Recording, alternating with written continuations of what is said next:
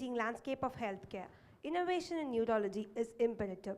A pleasant evening to one and all gathered here. It is a great privilege and honor. We, Sri Ramakrishna Hospital, welcome you all to the CME on Comprehensive Stroke Therapy and to celebrate the World Stroke Day in collaboration with Association Physician of India.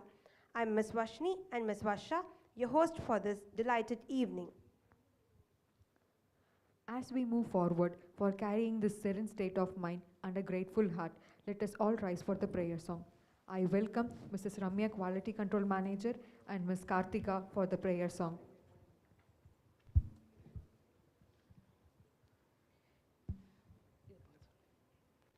गणनायकाय गणदेवताय गणाधीशाय धीमहि गुणशरीराय गुणमण्डिताय गुणीश्वराय धीमहि गुणाधीशाय गुणप्रविष्टाय धीमहि एकदन्ताय वक्रतुण्डाय गणयाय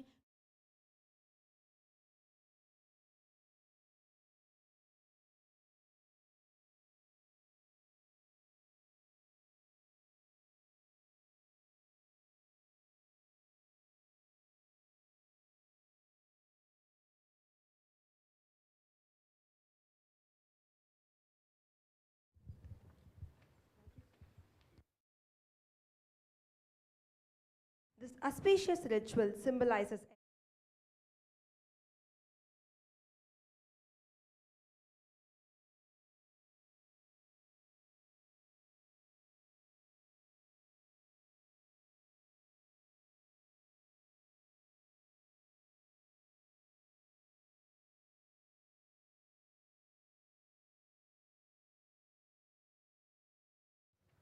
Dr. Aruna Devi, neurologist, Dr. Vedanayagam, neurologist, to come forward to lighten the lamp.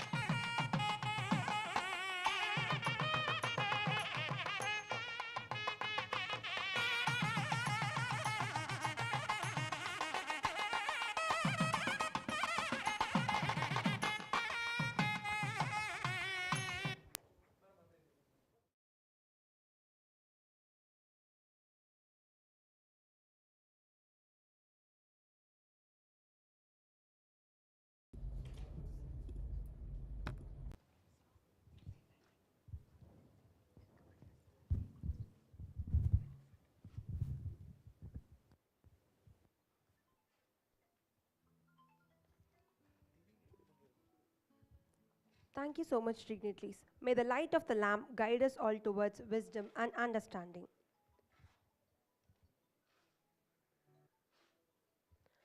Before you are a leader, success is all about growing yourself. When you become a leader, success is all about growing others. As welcoming is the first and foremost tradition, I am profusely elated to request Dr. K. Ashokan to welcome the gathering.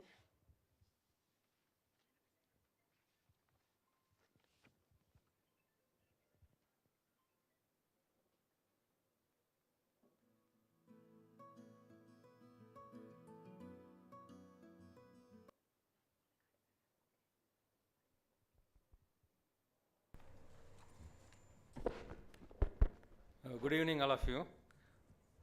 First of all, I should thank all of you for rather managing this traffic and coming over here.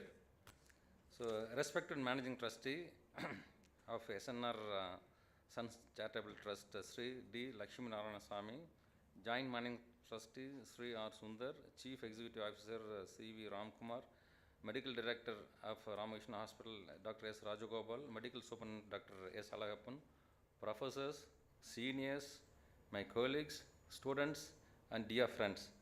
It's my pride and privilege to welcome you all for the CME on comprehensive stroke therapy. It's my great pleasure to welcome the chairman and other office bearers and all other members of API Coimbatore chapter. It's my honor to welcome all my seniors and colleagues there on the way, all trapped in the traffic. Of Coimbatore Academy of Neurology and Coimbatore Neurological Society. It's my duty to welcome all the chairpersons and our own speakers of the day. I welcome stroke committee members of Sri Ramakrishna Hospital and all other supporting staff. I thank every one of you for accepting our invitation and coming over here on this Saturday evening. This kind of CMEs are important to gain knowledge. The knowledge imparts wisdom, which at bedside helps better patient management. Today, our speakers are going to talk about diagnosis and management of acute ischemic stroke with thrombolysis and thrombectomy and surgical decompression when indicated.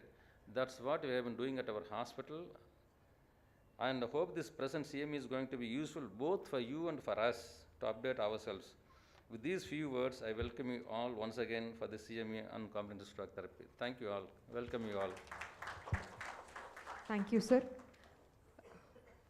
I now cordially invite Dr. K. Ashokan to honor our Managing Trustee, Thiru D. Lakshmi Narayana Swami.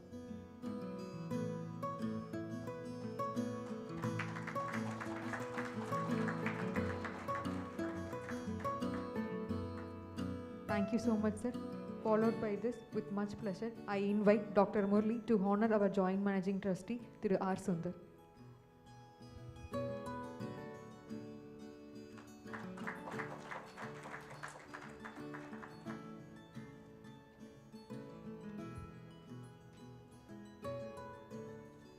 Thank you so much, sir.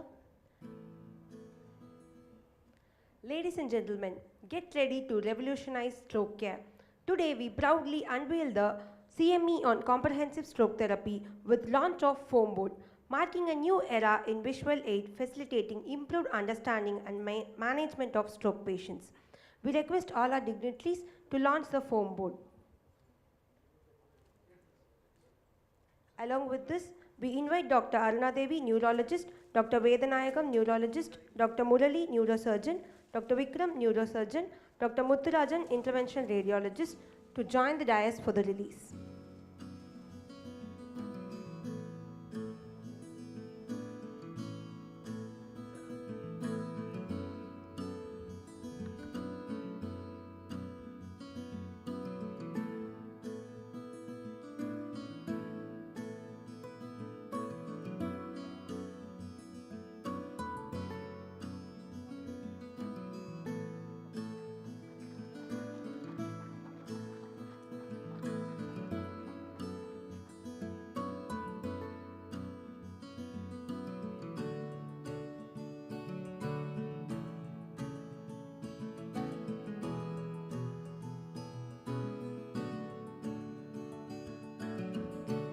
Thank you all.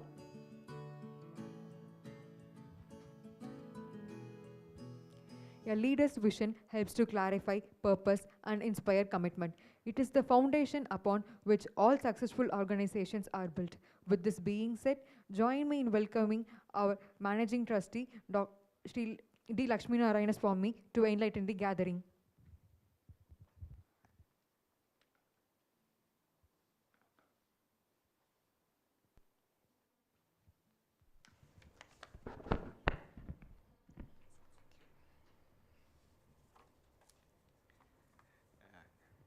Good evening to all of you, respected guests on the dais here, and dear doctors, students, and all other invitees and guests.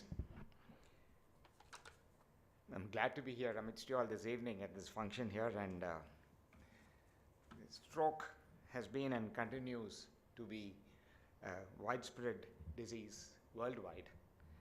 It is currently, I understand, is the single largest cause of disability and the second largest cause of death globally. 7-8 years back in 2016 alone, stroke was responsible for 116 million days of life lost to death and disability. And the individual lifetime risk of stroke is currently 1 in 4, and 5.5 million people here will be getting it. The idea to create a day of awareness about stroke, I understand, began in the 1990s with the European Stroke Initiative. And a report says that we get 185,000 stroke patients every year in our country here. And out of this, only 7% undergo thrombolysis and 3 to 4% undergo thrombectomy. There exists, as you see, a very huge treatment gap. They claim that there are two types of thrombolysis, for chemical thrombolysis for an injection and through a catheter to dissolve the clot, and for mechanical thrombolysis, use a machine to break up and suck out the clot.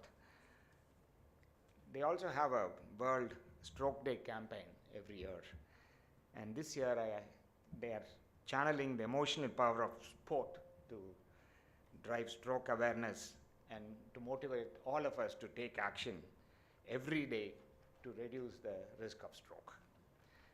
And by taking action as a global community, we can be greater than the stroke. And WHO, the World Stroke Day, was recently on October 29th, and it was established in 2004 at the World Stroke Congress in Vancouver, Canada. There they formed a working group which was incorporated into a World Stroke Proclamation in October 2006, almost 18 years back. And around the same time, the International Stroke Society and the World Stroke Federation merged together to form the World Stroke Organization, which took over the management of the World Stroke Day. And in 2009, the WHO leadership moved from a focus on a single awareness day to a year-round campaign to build a more sustained approach to the public awareness of key issues in stroke recognition and prevention, and also, more importantly, treatment. And the World Stroke Day continues to provide a focal point for the campaign with biennial themes which seek to draw attention worldwide to the key issues both in prevention and treatment. We at Sri Ramakrishna Hospital started the neurology department in the year 1989, and we started performing this thrombolysis as definite treatment for stroke from 2010, and mechanical thrombectomy and endovascular treatment from 2018. Neurology, neurosurgery, radiology, interventional radiology, and physiotherapy, including speech and occupational therapy, are the departments involved in this comprehensive stroke care. And recently, Sri Ramakrishna Hospital got accreditation for Advanced Stroke Center recently in August 2024. And I take this opportunity in congratulating all the departments and the quality control and training department for working together to get this accreditation from the Quality and Accreditation Institute, New Delhi. This accreditation ensures good and quality care to to all the needy stroke patients. And I wish all of you to take up stroke care in a big way and help the general public. I trust this evening you're going to have a very absorbing time for the next few hours, and wish you all the very best to all of you in all your endeavors to save people and give them a better life. Thank you, and may God bless you all. Thank you so much, sir, for sharing the insights and always being a pillar of support in all our endeavors. Leadership is always about improving quality, saving lives, and making a difference in the community. Put your hands together to welcome Shri R. Sundar, Joint Managing Trustee, SNR Sons Charitable Trust, to address the gathering.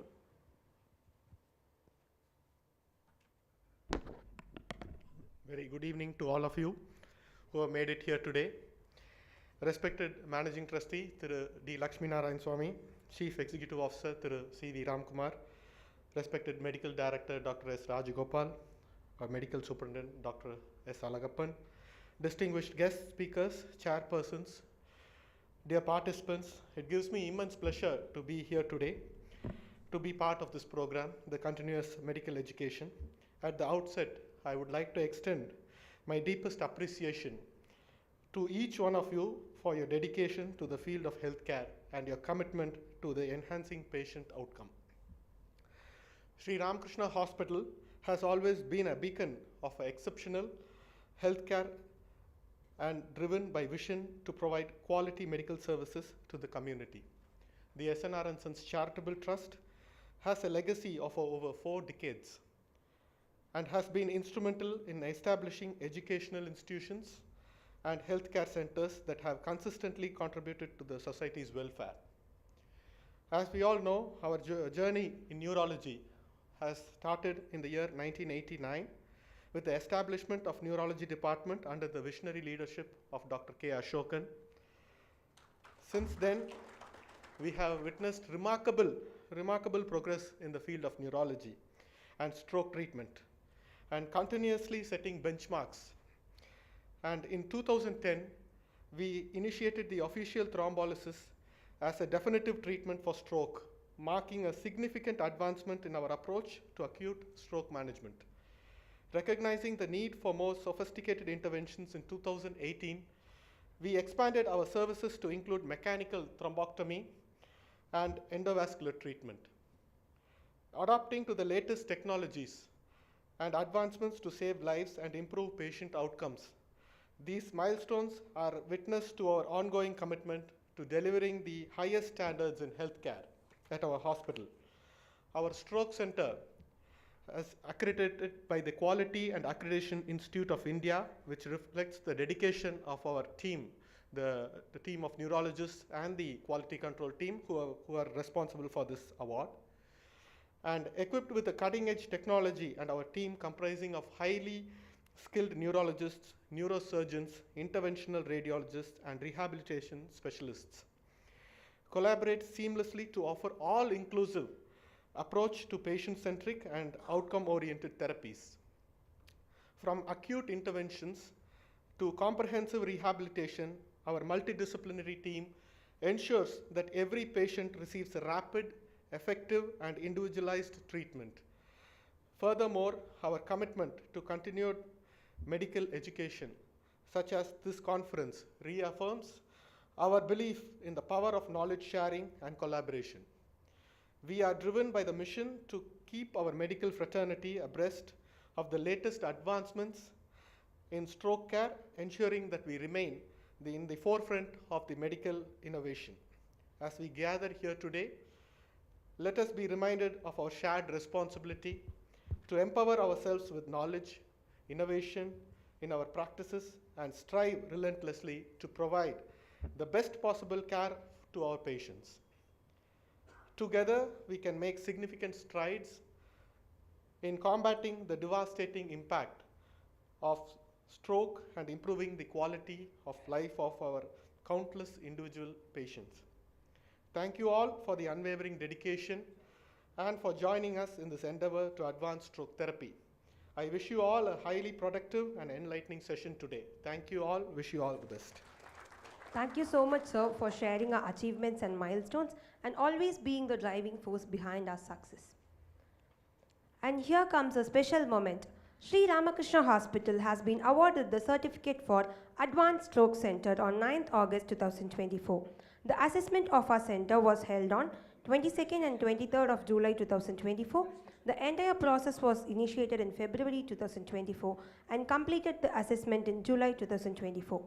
To felicitate, I invite our Managing Trustee, Joint Managing Trustee, Chief Executive Officer to felicitate our experts. Firstly, Dr. Ashokan, Stroke Program Medical Director.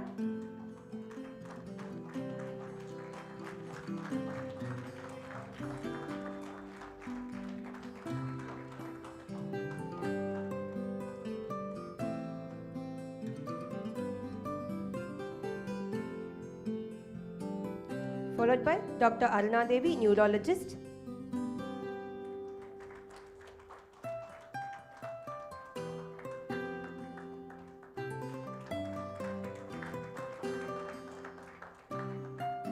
Next up, we invite Dr. Vedanayagam, Neurologist.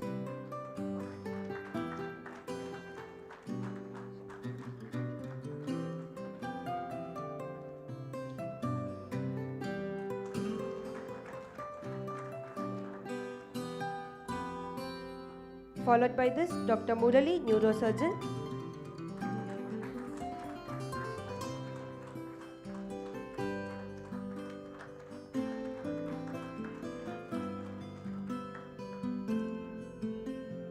Next up, Dr. Vikram, Neurosurgeon.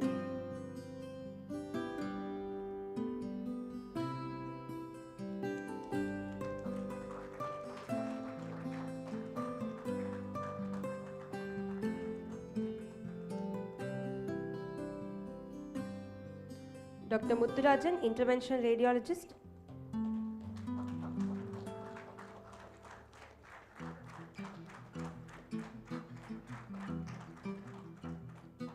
Dr. Geetanjali, Chief Radiologist.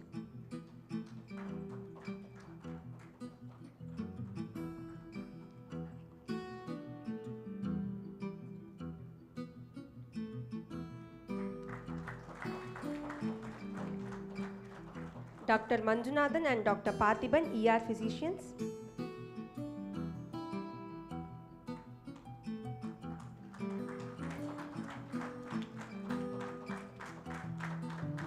Followed by this, Mr. Sitaraman, Chief Physiotherapist.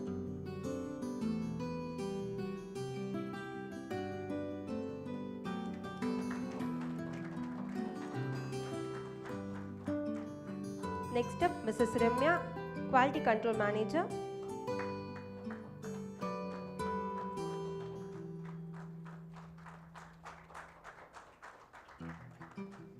Finally, Ms. Karthika, Stroke Nurse Coordinator.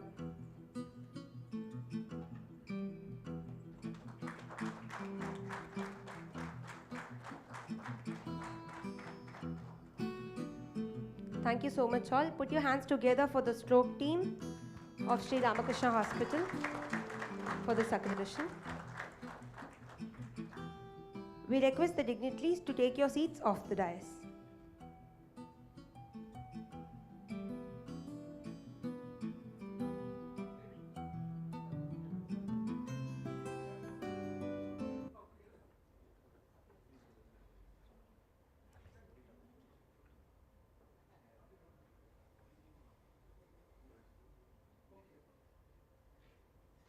Every minute counts in stroke care.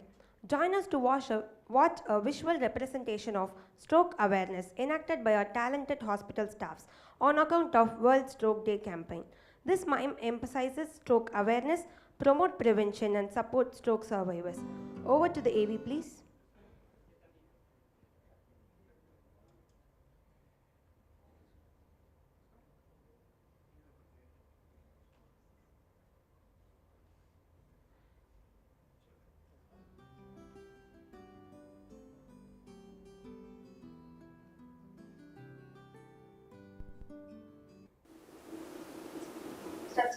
Good morning, all of you. This is the team from Advanced Stroke Center, Sri Ramakrishna Hospital, Coimbatore, demonstrating the signs of early symptoms of stroke, how to identify early stroke symptoms, and how to go about.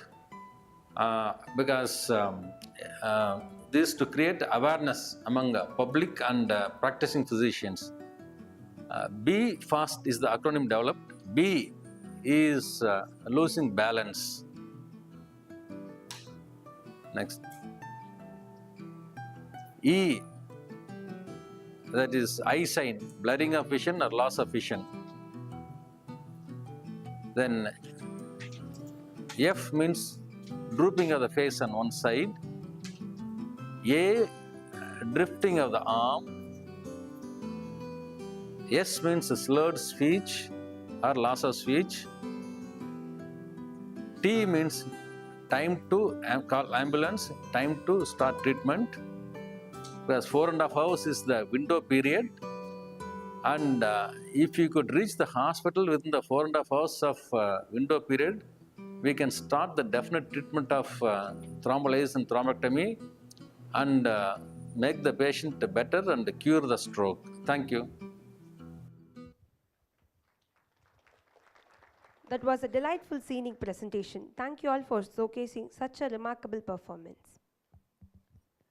Moving on to the significant part of the day, we have eminent speakers and chairpersons from various hospitals across Coimbatore for the event today. To describe diagnostic imaging in stroke, I welcome our speaker, Dr. Arun Ramraj, radiologist, Sri Ramakrishna Hospital, to take on the dais. And the chairpersons, Dr. J. Geetanjali, HOD and Chief Radiologist, Sri Ramakrishna Hospital, Dr. R. Manivasagan, Child Neurospecialist, Vijayalaya Hospital, Dr. P. Tirunavukarasu, Radiologist, Sri Ramakrishna Hospital.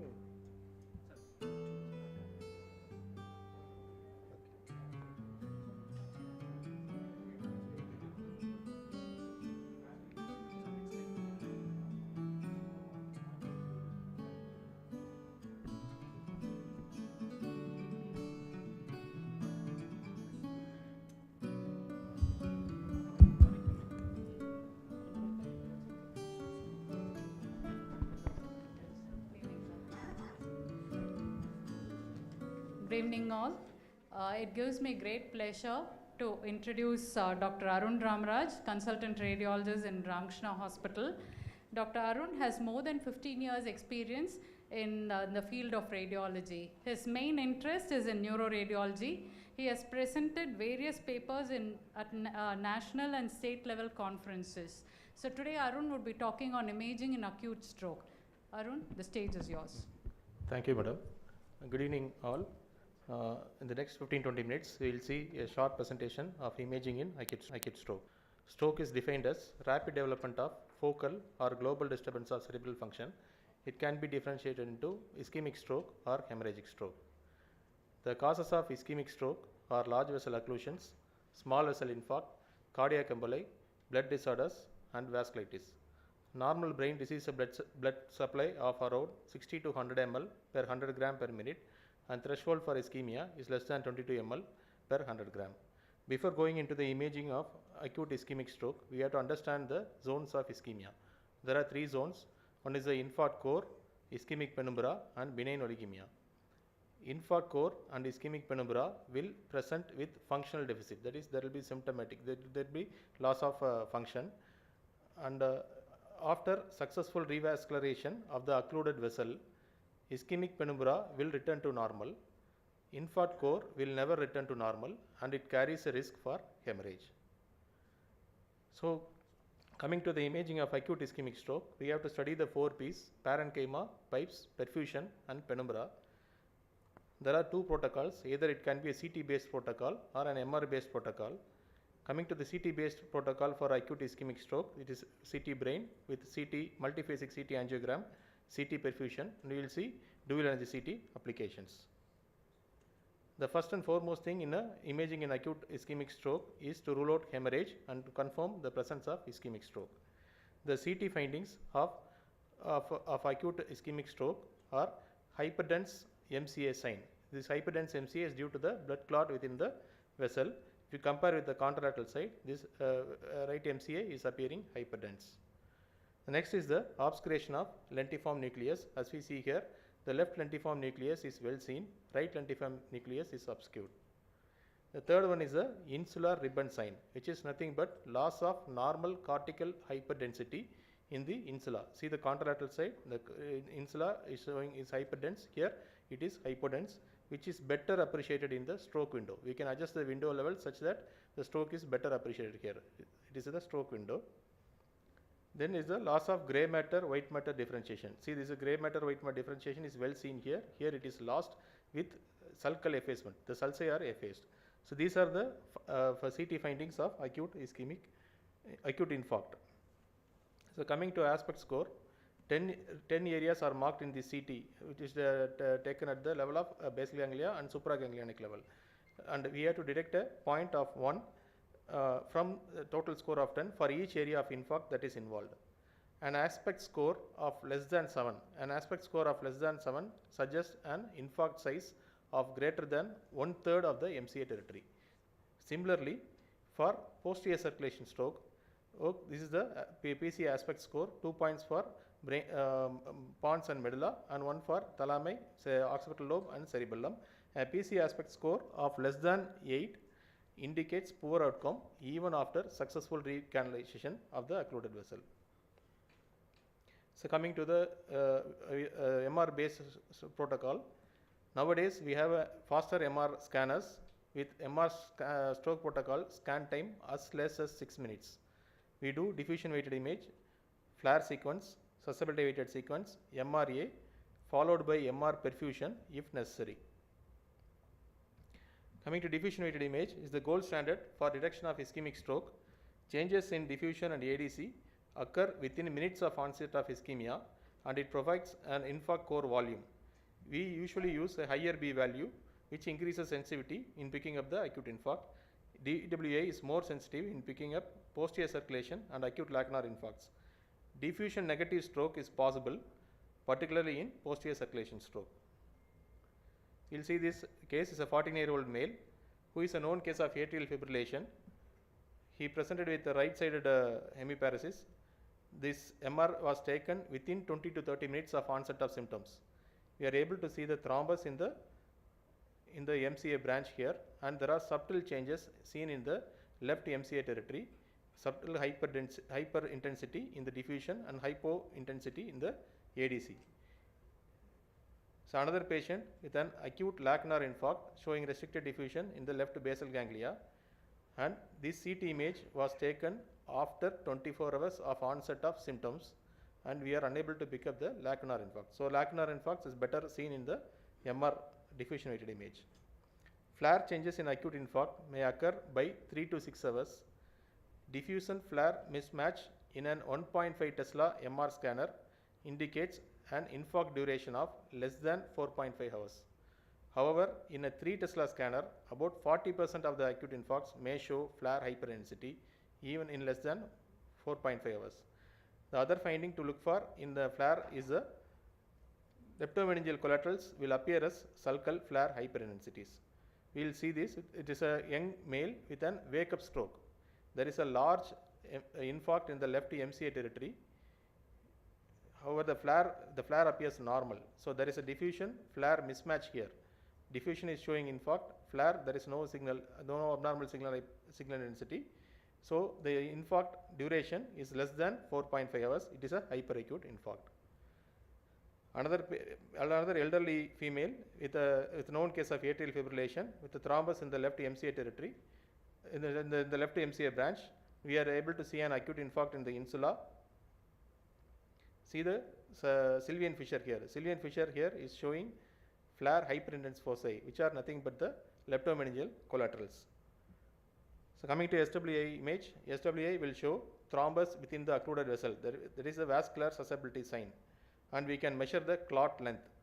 And depending on the presence of asymmetrical venous hypointensities, we can suggest ischemic penumbra by diffusion SWI mismatch. We can look for hemorrhagic transformation and look for presence of cerebral microbleed. This is the same patient which we saw the wake-up stroke. Is a young male with a left MCA occlusion here with a left MCA territory infarct. As we see here, we are able to see the thrombus within the susceptibility weighted image. We can measure the length of the clot here. And if you go to the infarct core, this is the infarct core. In this infarct core, due to presence of more oxygen extraction and presence of more deoxyhemoglobin, these vessels in this infarct core appear asymmetrically prominent.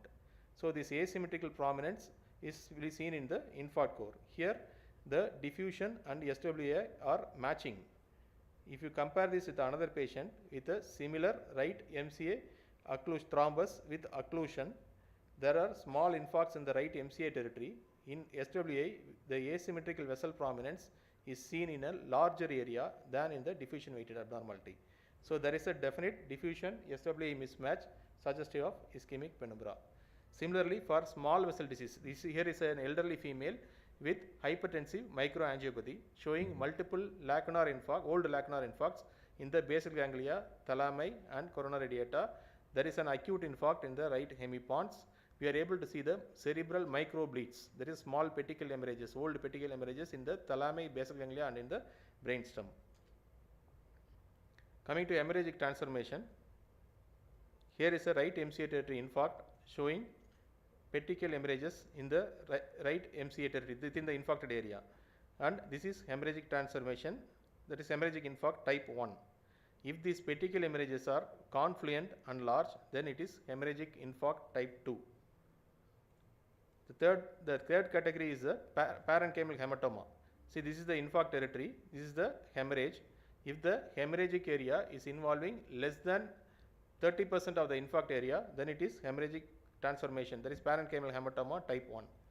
If the hemorrhage is exceeding the 30% of the infarct area, as we see in here, the total infarct area has become hemorrhagic, and here there is midline shift, and this is parenchymal hematoma type 2, and it carries worse prognosis, poor prognosis. So next is the assessment of the vessels, that is the pipes. We have to look for the site of occlusion. We have to measure the clot length. A clot length of more than 8 mm is unfavorable for intravenous thrombolysis. We have to assess the collaterals, whether it is a circulophilus collaterals or leptomeningeal collaterals. We have to look for the tandem stenosis and assess the access pathway, that is the aortic arch anomalies, neck artery status. This is a CT angiogram image in which we are able to see the occluded vessel in the left MCA, and we can measure the length of the occluded vessel. Multiphasic CT angiogram is better than single phase CT angiogram. Multiphase CT angiogram means we will take 3 phases.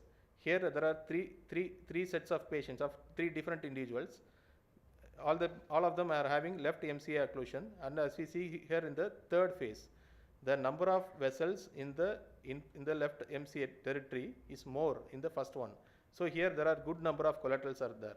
In the second one, the number of vessels in the phase 3 is almost same, so it is intermediate collaterals. Here it is very less, though it is poor collaterals. So if you have good number of collaterals, then the prognosis will be good for intravenous thrombolysis and endovascular therapy.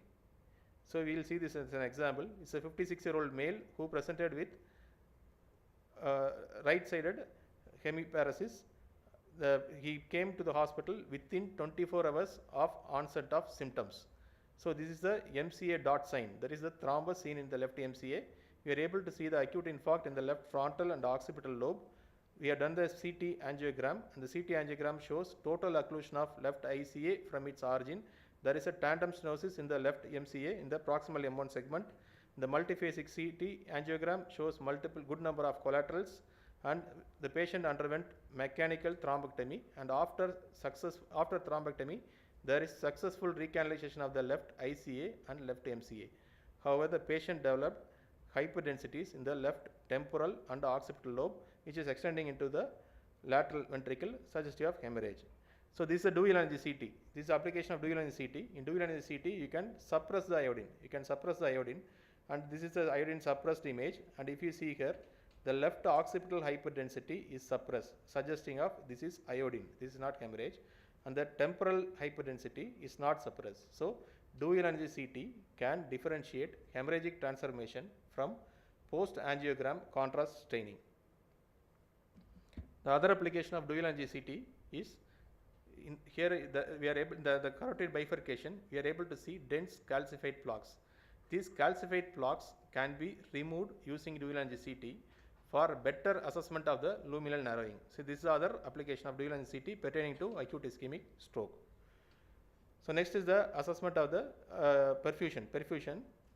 We have already seen there are three zones of ischemic zones. Infarct core will show decreased CBV and decreased CBF. Penumbra will show decreased CBF, however CBV will be near normal.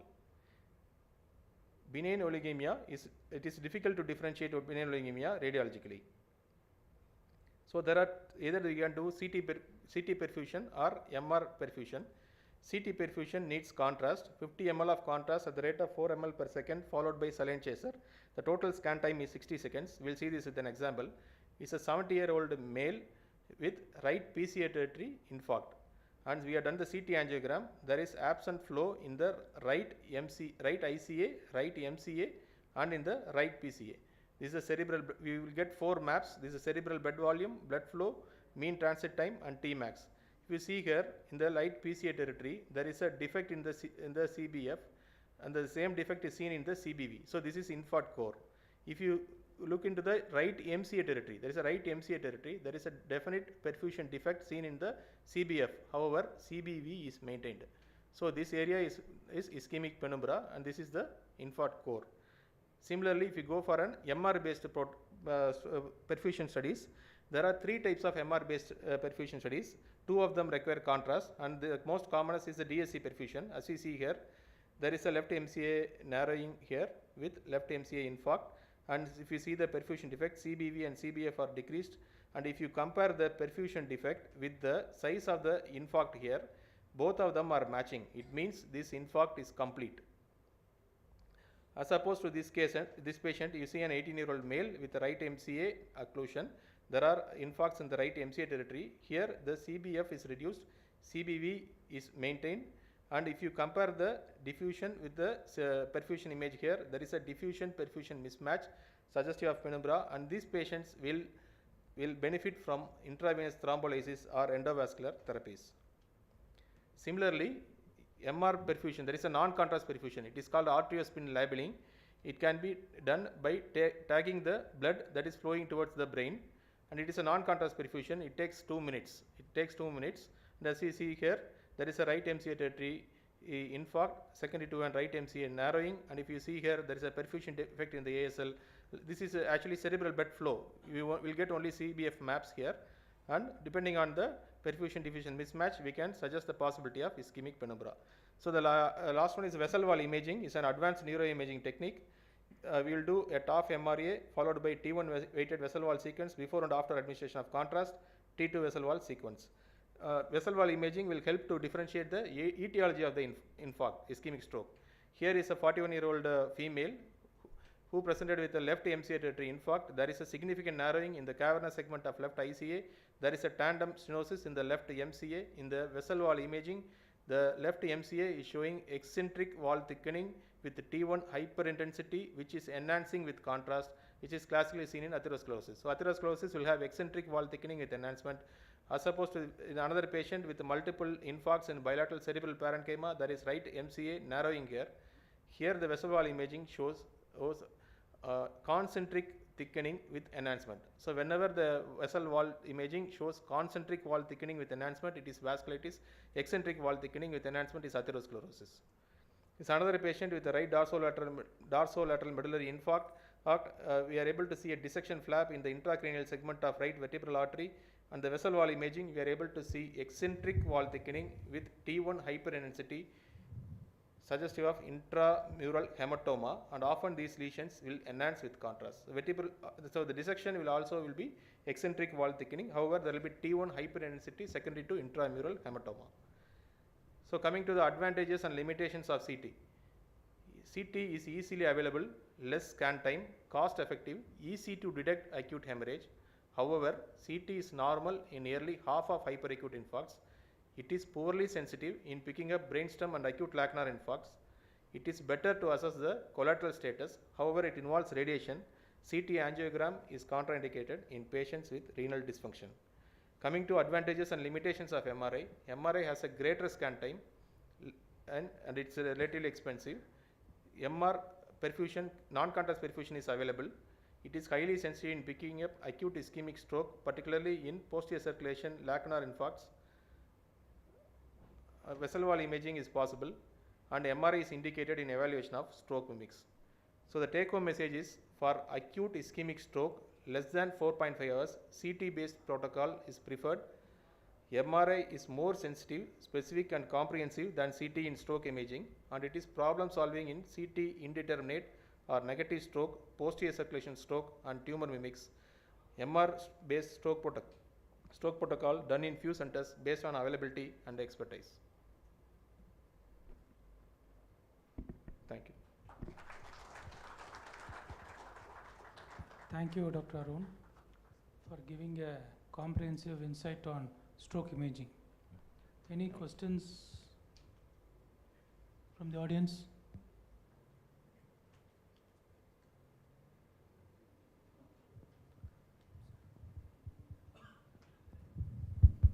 No, that's what the initial MRI may be normal after acute ischemic stroke. And how long it takes for MRI to become positive after acute ischemic stroke? As early as within 30 minutes, within 30 minutes it you can can be pick up, positive. But as late as? Sir, actually we can have diffusion negative strokes, particularly in posterior circulation strokes, where there will be small infarcts in the brainstem. We can how long it takes for it to become positive normally? MRI posterior circulation strokes. Well, no, normally MRI diffusion image will be positive within minutes, sir. No, lacunar infarcts. Lacunar infarcts, that's what, sir. Most of them we can pick up. Only thing is, if the infarct size is so small that we miss them in the slicing. If you do a thin slice with the B2000 image, we can pick up the most. No. Yeah, that's right. So CT is going to be negative. Yes, sir. So MRI also can be negative up to 20-24 hours. MRI can be negative in posterior circulation stroke. Posterior circulation stroke. That was very small lacunar infarcts. For example, something like lateral medullary syndrome. Lateral medullary syndrome. Suppose we miss the lowermost cuts. Lowermost cut, if you plan in such a way that if you miss the lowermost cuts of the medulla, then we can miss that. Thank you.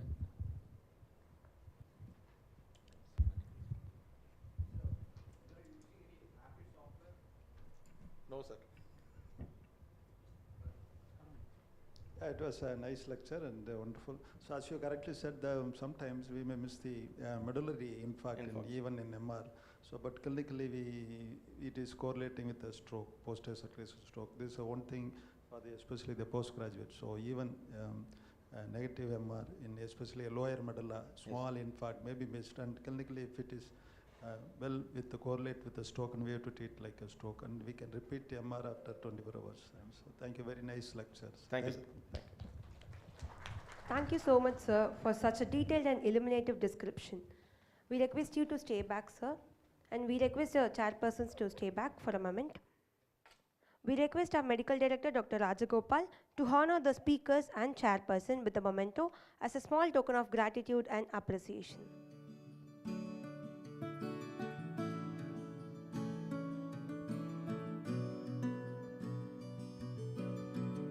A speaker, Dr. Arun Ramaraj, radiologist.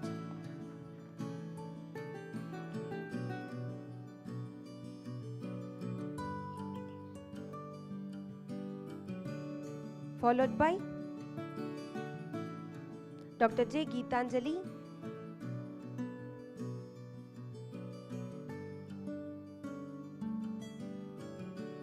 HOD and Chief Radiologist.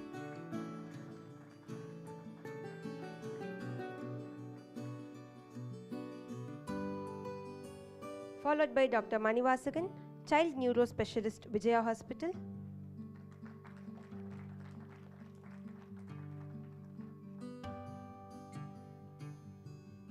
Followed by Dr. P. Tirunavukarasu, Radiologist, Sri Ramakrishna Hospital.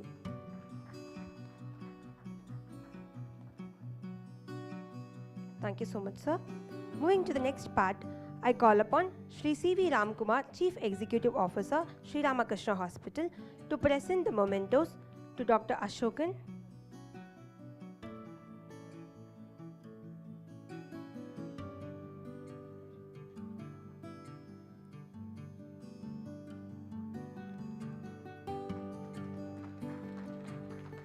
along with the chairpersons, Dr. C. Christopher Mariadas, Neurologist, St. Luke's Hospital,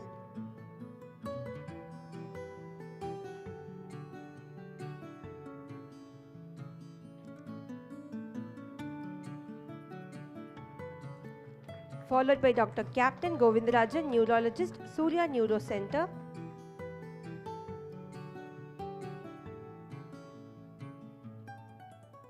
and finally Dr. C. Kanagaraju, Neurologist, SPT Hospital.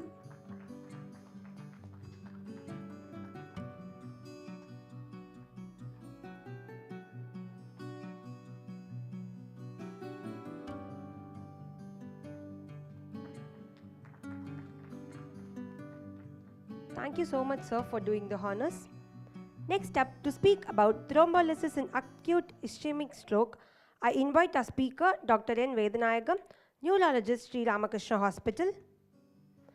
Along with the chairpersons, Dr. P. Jambulingam, HOD General Physician, Sri Ramakrishna Hospital, Dr. B. Prakash, Neurologist, KMCH, Dr. R. Balakrishnan, Neurologist, PSG Hospital, to the dais.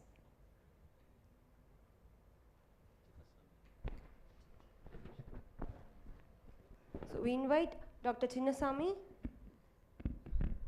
General Physician, Sri Rama Hospital.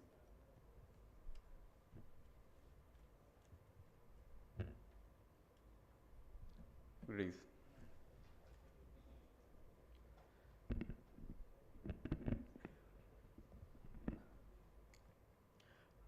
Good evening, one and all. I am straightly going to the topic as my appetite center is overacting now. So thrombolysis in acute ischemic stroke, everyone is doing, but there is some scare in doing thrombolysis. Let us finish this chapter and you will able to thrombolyze. Even in the Avinashi traffic, you can able to do the thrombolysis. Even in the road itself, you can do thrombolysis after this talk. This was my aim, but what is going to happen, you are going to see. So why we are here? Because stroke is the leading cause of death and disability, and India faces 51% rise in the stroke incidence in the past 30 years. So we must take care of this. So our aim is make you to all to intravenous thrombolysis without any hesitations. That means our primary aim is to recanalize the vessels. That means our doubts will rolling around which strokes to be thrombolyzed and up to what time we can thrombolyze. And there is a fear of bleed in around us, and there is huge list of indications and contraindications in thrombolysis. So these are the hurdles we are going to face in thrombolysis. So let us go with one by one and make you simple to thrombolyze each case. So it is a basic pathology of ischemic stroke. We came to know it's already it's known to all. That is either lipohyalinosis leads to thrombosis or atherosclerotic thrombus, or it may be a embolic occlusion. These are the common causes of ischemic strokes. So whenever you able to see this type of pathology, you can thrombolyze. That means even in the small vessels, in the large vessels, don't bother about the vessels, you can thrombolyze. Our aim is to recanalize the vessels. And this is a token slide for the PGs. So these are the type of strokes you are going to have. Please do thrombolysis. So that is ICA from the top to bottom, the right to left. That is ICA, ACA, MCA, and PCA, and the brainstem infarcts. These are the strokes we are going to practice in day-by-day stroke practice. So we are going to thrombolyze these cases nowadays. So there is a 4 ways of management of stroke. That is, our primary aim is to recanalize the vessels. So by 4 ways we can recanalize. The one is the thrombolysis, the chemical thrombolysis. Without any hurdles, we can do thrombolysis. That is intravenous thrombolysis. Then next one is thrombectomy. That is by intervention radiologists and interventionists, they can do thrombectomy. And third is bridging therapy. Once you can thrombolyze and send the patient to send the patient for thrombectomy to the interventionist. That is bridging therapy, that is third. And the fourth is, we are not going to do anything, that is neither of the above. So these are the 4 ways of management. And up to what time we can do thrombolysis? It is a time limit is 24 hours for us. Yes, still up to 24 hours we can thrombolyze. But the ideal time is less than 0.5 hours. If you go early, do the thrombolysis, the better will be the outcome. So time is brain, and each minute is counted. So go through this flow chart. Is a less than 4.5 hours, you can do thrombolysis, that is tenecteplase, you can use it. If it is more than 4.5 hours, do the mismatch, that is already class taken by our Arun sir. He's told that if there is any diffusion mismatch, diffusion perfusion mismatch, or diffusion flare mismatch, you can do thrombolysis. That indicates that is viable tissue is still alive. So you can do thrombolysis if there is mismatch is there, if it is beyond 4.5 hours. Even though if the time is more than 6 hours, that means window out of 6 hours, still you can thrombolyze. You do the diffusion mismatch. If there is a mismatch, you can do thrombolysis. Or otherwise, if there is a large vessel occlusion, send the patient to interventionist, he will do thrombectomy. So our primary aim is to recanalize the vessels. So still we have 24 hours to thrombolyze. And by simple enlargement of the above flow chart, I will give a short notes, that is, for intravenous thrombolysis, ideal time is 4.5 hours, you go with thrombolysis. If it is more than 4.5 hours, you do the check with the mismatch, and both thrombectomy or thrombolysis both can be done. And beyond 4.5 hours, if it is large vessel, go with the thrombectomy. It is a small vessel, you can thrombolyze. Don't bother about the vessels. You can do the thrombolysis. So these are the thrombolytic drugs are available. Which drug you are going to use? So you can see that urokinase and streptokinase are physiologically almost equal to the physiological thysoplasminogen activators. So these will cause more bleed. Whereas in the alteplase, this is and tenecteplase, these are the recent drugs. The tenecteplase is almost equivalent to the alteplase, but it is a recombinant technology. That's why it is devoid of some side effects. This slides will show the advantage of the tenecteplase over the alteplase. That means you can watch the better half-life is there, that is 17 to 20 minutes as compared to the alteplase, and there is resistance to the inhibition by the PAI, and it is highly fibrin specific. That means it won't affect the normal physiological mechanism. It is attached to the fibrin clot and lyse the clot. So, and one more thing is, it is eliminated in the liver as like alteplase. This is important in future slides. And the next is, this is structure. It is a difference between the alteplase and tenecteplase. We choose tenecteplase as because it is cheap and best. With a single bolus, you can give within 2 minutes. You can thrombolyze the case, and as because it is high affinity to the fibrin clot, we can use it very freely. And the hemorrhagic stroke compared to alteplase, it is lesser in tenecteplase. So why still we are talking about stroke? Because only out of 25% of people come with a stroke, only 10% we are going to thrombolyze. Only 10% we are doing thrombolysis. So our aim is to reach the target of more than 25%. That means if the stroke patient comes, you can do thrombolysis. That is our aim. So, but it may not happen all the times because patient may come after 24 hours.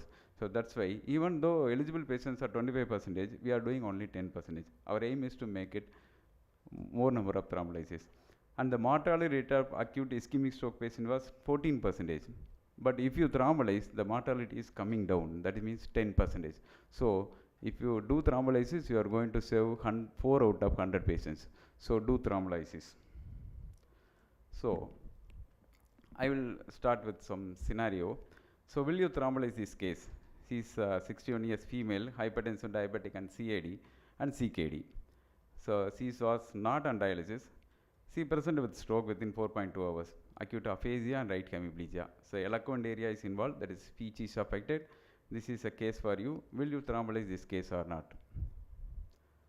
I think we are fear of CKD. So I already told that if you go through this slide, the tentacle is eliminated in the liver. So don't bother about the CKD. Even in CKD, you can do thrombolysis. Yes? And this is the image source on the same patient. You can see able to see the mismatch in the flare and diffusion. In the diffusion, you can see the MCA territory infarct in the frontal subcortical areas and the thalamus, and one more infarct in the right side also. And this is a flare image which was normal. So it means acute stroke with the viable tissues there. And this is a MR angiogram. It shows a block in the M1, and we did thrombolysis with the tenecteplase, and there is a complete revascularization achieved within 2 minutes. So after post thrombolysis MRI, this shows a complete recanalization and patient improved well. So why we are still scared of thrombolysis? It's because fear of bleeding, and there is already told it is a huge list of indications and contraindications which hurdles us. And we used to miss our logics and basics of therapy during thrombolysis. Even during house surgeon, we used to thrombolyze acute MI cases. Even before finishing the 4th year, we used to go for night duties in the private hospitals. Even there, we can use to thrombolyze acute MI cases. But we very scared of doing thrombolysis in acute stroke, even in private big hospitals, because of bleeding. So don't bother about bleeding, because I have a reason to insist this topic, because we should find a reason to thrombolyze, even in the patients come with difficult situations. The bleeding rate is 1.2% only. And also, if you do thrombolysis, the mortality comes down to 10%. So that is a reason we can thrombolyze the case. And next is, if you want to thrombolyze, the BP should be in ideal stage.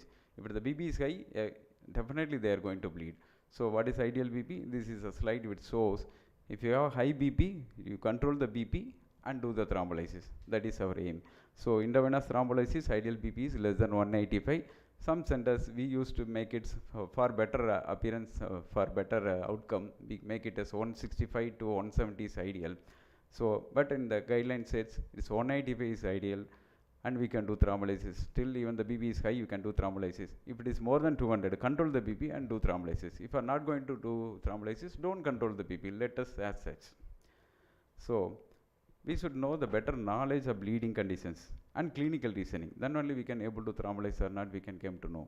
So if you are, by simple, if you are able to manage the bleed, that is like compressible sites like eye, nose and uterus, these are the sites which are used to bleed, or it has a conditions of bleeding disorders, that time you can go with thrombolysis.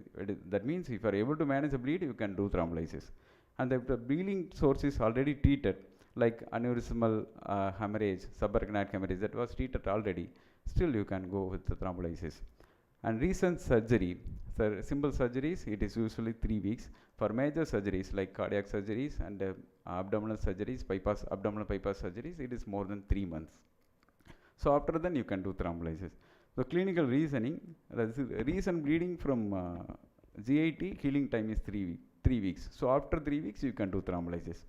And in case of traumatic bleeding, you can thrombolysis, because it's a trauma, it is incidental, it can heal after 3 months. So high BP, you can control the BP and do thrombolysis. And usually we come across with a patient taking aspirin clopidogrel for cardiac conditions, they came for acute stroke.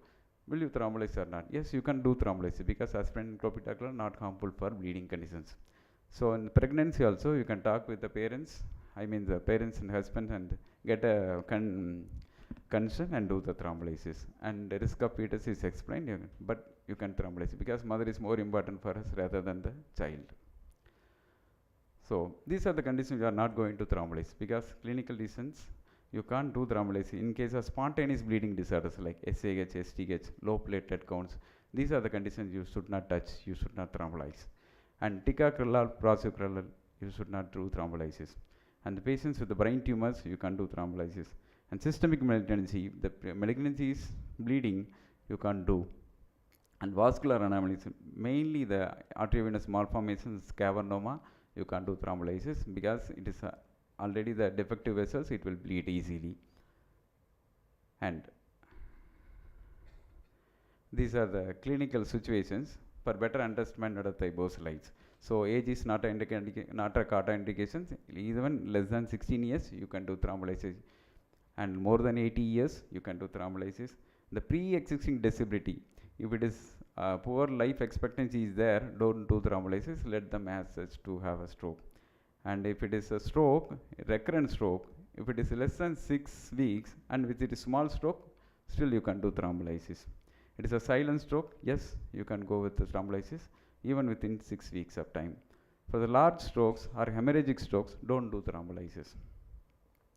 And this is another, that if it is a subarachnoid hemorrhage, treated, yes, go with thrombolysis. Hypertensive bleed, it is contraindicated. We are not used to do thrombolysis in previous hypertensive bleeds.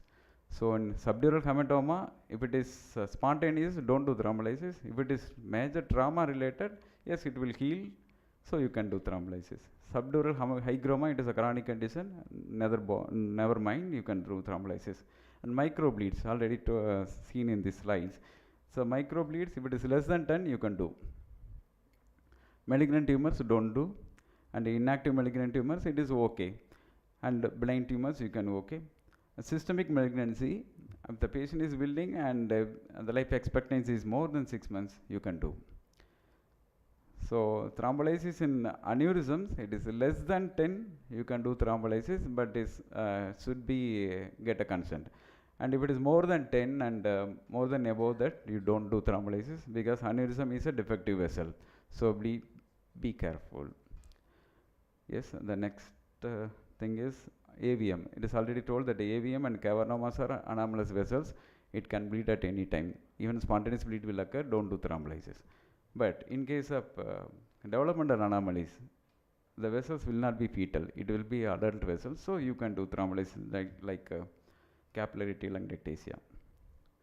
So platelet count less than 50, don't do. And if it is INR is more than 1.57 in VARF, don't do. And history of bleeding diathesis, don't do. And recent internal bleeds, don't do. If it is more than 6 weeks, you can do. And ideally, 1 to 3 weeks is ideal time for GIT bleed. And more than 3 weeks, you can do. Aortic dissection and aneurysm, if it is treated completely, you can do. And the recent ophthalmic and ENT and past hemorrhagic conditions, if it is okay, you can go. Already told that aspirin clopidogrel, okay. Ticagrelor is contraindicated, INR is told. And if abiraterone, dabigatran patients are taking and coming with stroke, we are not doing. But still, they can advise if it is more than 48 hours before the last dose or more or less than 100 nanogram of anti-10A activity, they can advise go with the thrombolysis as because stroke is more disable than the bleed. So bleed, they can be managed by the neurosurgeons. So if a stroke comes, it is that's it. That's why we can do thrombolysis. These are the other conditions like major surgery, don't do. LP, small procedures like lumbar puncture, spinal surgery, spinal anesthesia, and angiography. These are the conditions you can go with the thrombolysis directly. And if there is any infection, even septic emboli, endocarditis, don't do thrombolysis. Usually it will bleed. Like pericarditis, it is okay. And chronic MI, in acute and chronic MI, if it is a septal MI, be careful, it may rupture into the wall. So septal MI, acute MI, ST elevation MI, we should be careful. But even nowadays we are doing thrombolysis. After thrombolysis only we came to know the patient has MI. So if we check the echo, it may be normal. But be careful in case of acute ST elevation MI. And CNS vasculitis, it is okay for thrombolysis. So during menstrual time, yes, it's okay, go with the thrombolysis. Hemorrhage, recent hemorrhage, okay. Menorrhagia, okay. During pregnancy is okay. Postpartum, don't bother about it. So go with thrombolysis. Only uterus is going to bleed. That can be managed by gynecologist. But if the stroke comes, you can't do anything. So sometimes we have a stroke mimics, like MRI negative strokes, and sometimes that's you can go with the thrombolysis. They are advised by the guidelines, but we rule out if a diffusion is negative, we are not going to thrombolyze. But anyhow, still if the diffusion is normal, wait for the stroke mimics and diagnose the case. But they are still advising even stroke mimics you do thrombolysis because missing the treatment may be the huge burden to the patients. So now you go and read about this absolute contraindications. It will be very easy for you to understand. So ICH we are not going to do, and old hemorrhage, severe and controlled hypertension with the medications, and recent head injury, thrombocytopenia, patient on anticoagulants, and relative contraindications like stroke, coma, surgery. These are the relatives you can still do. Recent MI, seizures, dementia. So what will be the outcome? If you thrombolyze, usually recanalization rate will be 56% in large vessels. That is 68 in M2 and 53 in M1, and carotid is 46%. If there is any bleed, don't bother. You will give cryoprecipitate and FFB to arrest the bleed, and you can also use tranexamic acid. So my conclusion is, if the patient comes with the window period, we should find a reason to thrombolyze, and amidst the various difficult situation, still we can thrombolyze. Now you can safely thrombolyze.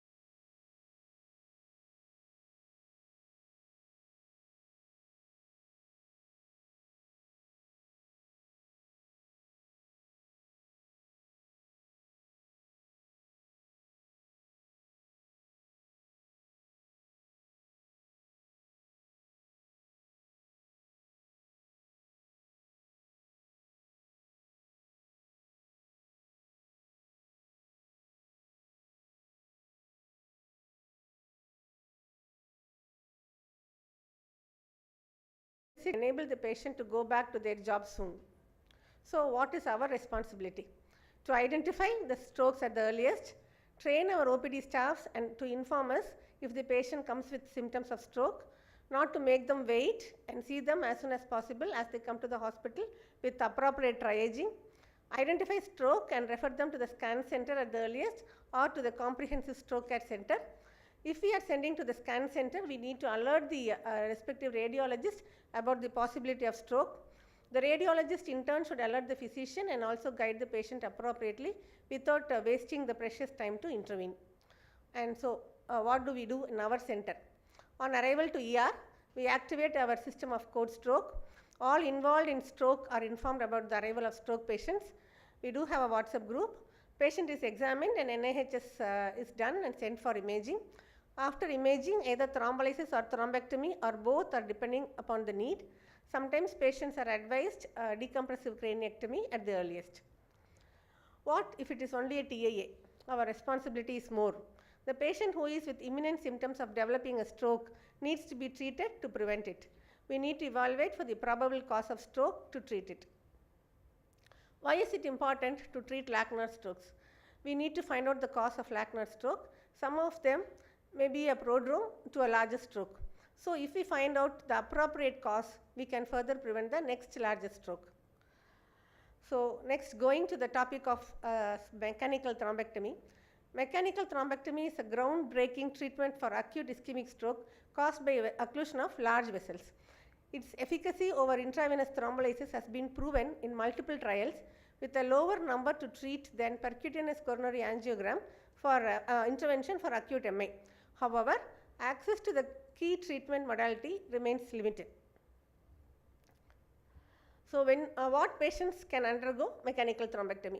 Any patient with acute ischemic stroke caused by a large vessel occlusion presenting with an early window of 6 hours from stroke symptoms are eligible for mechanical thrombectomy if they are functionally independent at baseline with a modified Rankin score of 0 to 2, have at least a moderate stroke syndrome when the NIHS is more than 6, and they do not have extensive areas of early ischemia or non-contrast CT.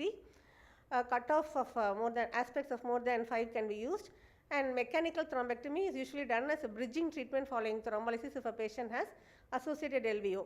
In patients with posterior circulation strokes, the window period is extended up to 12 hours, sometimes even up to 24 hours. So, sometimes we do direct mechanical thrombectomy without a bridging therapy, that is without thrombolysis. Some patients undergo direct mechanical thrombectomy. So, intravenous thrombolysis is a standard of care with acute ischemic stroke where there are no contraindications and it can be delivered within 4.5 hours of symptoms onset. Intravenous thrombolysis has its own risks, benefits to consider, especially when proceeding to thrombectomy. It has an associated risk of symptomatic intracranial hemorrhage. By contrast, there are proposed benefits of intravenous thrombolysis in terms of thrombus softening to aid recanalization and potential for recanalization in cases for MT failure or when the residual emboli are not amenable to mechanical thrombectomy. So, what are these indications when we can do direct mechanical thrombectomy without thrombolysis? When the patient reaches the center late to the comprehensive stroke care center, when the patient presents to the nearest healthcare facility out of window period for thrombolysis and from where the patient could reach only after 6 hours, when there is a contraindication for thrombolysis, when the patient's is on oral anticoagulation and the INR is of more than 1.7, we can directly do a mechanical thrombectomy. When the patient is on treatment with heparin with a therapeutic dose and when the patient is on NOACs. These are the indications for direct mechanical thrombectomy. And these are special situations when we have done a direct thrombectomy. In a pregnant lady, though thrombolysis is not a contraindication, it is a relative contraindication, but this patient had a mechanical valve with an elevated INR. Again in a pregnant lady, when she was carrying a precious IVF pregnancy with a bad obstetric history of 3 previous abortions, when the patient was on oral anticoagulations for RHD, in her 7th month of pregnancy with a posterior circulation stroke, when explained the attendants were not willing for thrombolysis, hence thrombectomy was done directly. In patients with MI who are already on therapeutic doses of heparin, we directly go for mechanical thrombectomy. In a patient who was undergoing PTCA, patient was found to have right hemiplegia and aphasia while shifting from the cath lab. In such patient, it was seen by the neurologist and intervention radiology opinion was sought immediately, and even before the sheath was taken, a CT brain was done and followed by direct mechanical thrombectomy. This patient improved completely.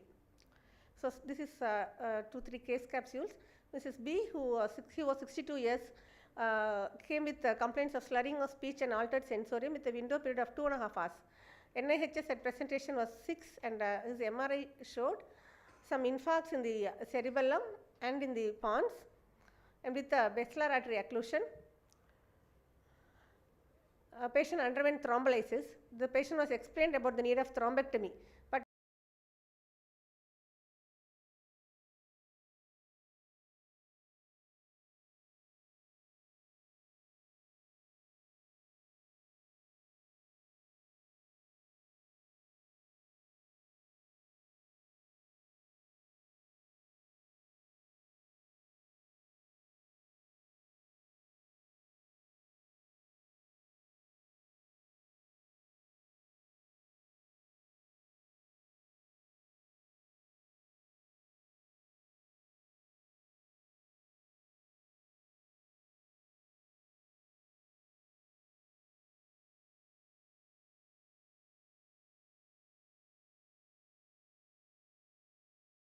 stroke referred by neurologist from Tirupur. He was not qualifying for thrombolysis due to the exceeding window period. MRI brain which was done there showed watershed infarcts with flare hyperintensities with complete thrombotic occlusion of right MCA. We advised direct thrombectomy, which they did. This was the thrombectomy procedure. This was the aspirated thrombus. Patient improved well, and we discharged him on day 8. This was at discharge.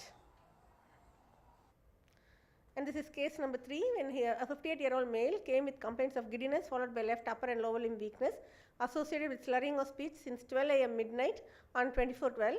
Initially, the patient was taken to a nearby hospital and MRI was done, which showed MCA infarct and was thrombolyzed there at around 3 a.m. in the night. Patient was referred to us for further management immediately. But patient did not come to us immediately, as they thought that thrombolysis has already been done and there is no better options despite the doctor advising them to go to Coimbatore. Patient came the next day morning and we explained that thrombectomy may not be useful. There was a diffusion flare mismatch still in the scan that we repeated, and hence after explaining the situation, patient was taken up for thrombectomy at around 8 hours after onset. This was an anterior circulation stroke. There was an acute infarct with a thrombotic occlusion in the right M1 segment with no flow in the right internal carotid artery also. Patient underwent thrombectomy after 8 hours. It was nearly 10 hours before that we could complete the thrombectomy, but his NIHS score did not have much improvement. The progression of the stroke was contained, but there was no improvement in the NIHS stroke scale. It has been nearly 10 months now, and the patient is still having dense hemiplegia. So what is the moral? The appropriate treatment has to be done at the appropriate time, at the appropriate place for a successful improvement in stroke, as time is brain. So let's coming to the conclusion. Treating a stroke alone is not enough or complete. It is mandatory that we find an appropriate reason for the stroke treated. Only then the future strokes will be prevented or at least reduced. Less importance is being given to smoking, alcohol, stress and sleep as a cause of stroke. We need to correct these modified risk factors and educate the patient about this. Stroke medicine has evolved rapidly in the past 30 years, epitomized by the considerable difference that mechanical thrombectomy has made to the lives of patients. This is Herm's collaboration, which was a trial, justified its superiority and use in a tightly selected cohort of patients. In the past 7 to 10 years, we have come a long way in expanding the initial selection criteria. Now we are able to offer thrombectomy to many patients. As our technology, infrastructure and understanding improves, the most pressing priority now is equal access for all appropriate patients for this groundbreaking treatment of thrombectomy. So thrombolysis alone is not enough. When patient needs thrombectomy, we need to do it also. Thank you. Any questions?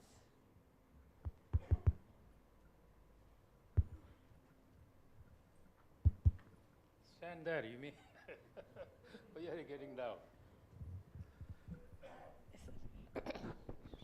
have been asked to talk on your small talk, thrombectomy. But you have done everything, no? From A to Z, and at the end of the Z, you are talking about your topic. That was a nice one. Showed a very good cases. Now to the audience, thrombectomy is one of the best thing which has happened for the stroke patients. Because if you see a patient with a left ICA thrombus with a thrombus in the M1 segment, nothing can be done other than thrombectomy. Okay, you can be the best neurologist, you can be the best hospital. Nothing you can done for that patient other than thrombectomy. If you don't do thrombectomy, that patient will end up with a whole territory infarction and he is going to sit on your head because you will do a decompression surgery, you will do a tracheostomy, that's the thing. But this thrombectomy has changed the picture, no?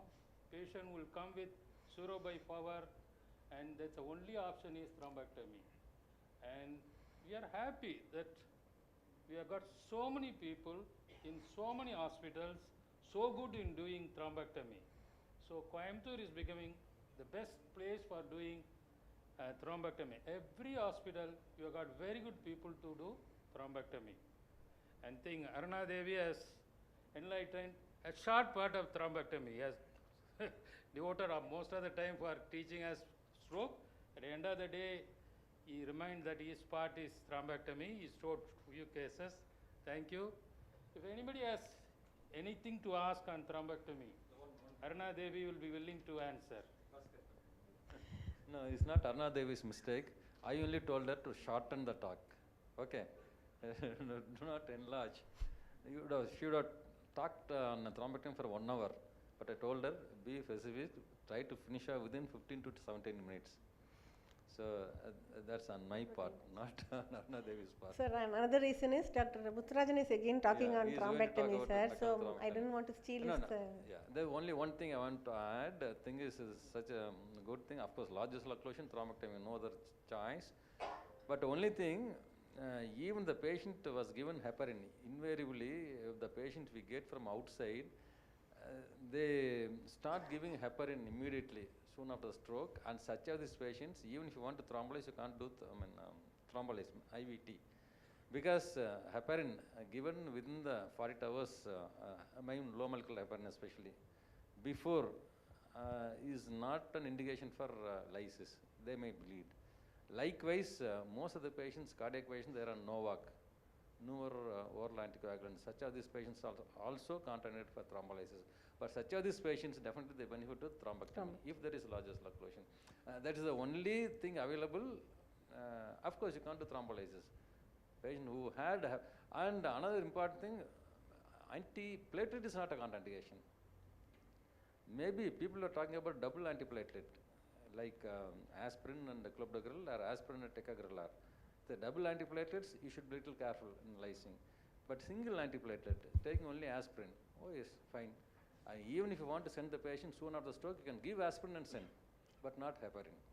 That's one thing, one request from our side. Thank you. Thank you. Thank you so much, sir, and thank you so much, ma'am, for the exemplary elaboration. So I request you to stay back for a moment. I invite Dr. Murali, Senior Consultant Neurosurgeon and HOD Neurosurgery, to present the speakers and chairperson with a memento of appreciation. Firstly, for our speaker, Dr. K. Aruna Devi, Neurologist, followed by our chairpersons, Dr. P. Bhaskar, Neurologist, KMCH,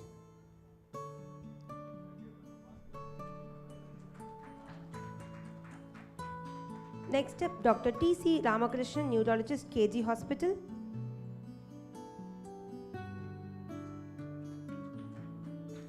Dr. M.G. Binu, Consultant General Physician, Sri Ramakrishna Hospital.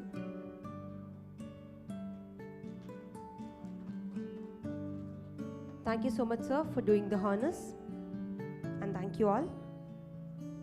Next up, to describe about endovascular treatment in acute stroke, I welcome our speaker, Dr. P. Muthurajan, Consultant Neurovascular and Interventional Radiologist, Sri Ramakrishna Hospital. We also welcome our chairpersons, Dr. S. Chandramohan, Radiologist, Sri Ramakrishna Hospital, Dr. K. Murugan, Radiologist, Sri Ramakrishna Hospital, and Dr. M. Ramasamy, Consultant General Medicine, Sri Ramakrishna Hospital. We request our chairpersons to come forward.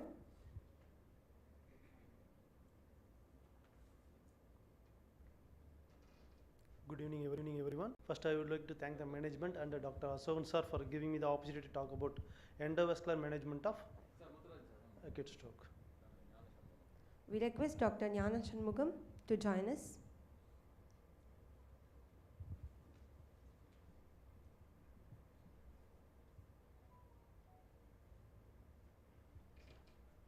So previously, Dr. Arnademdam nicely explained about the indication and timing of acute stroke intervention in the IVT and endovascular treatment.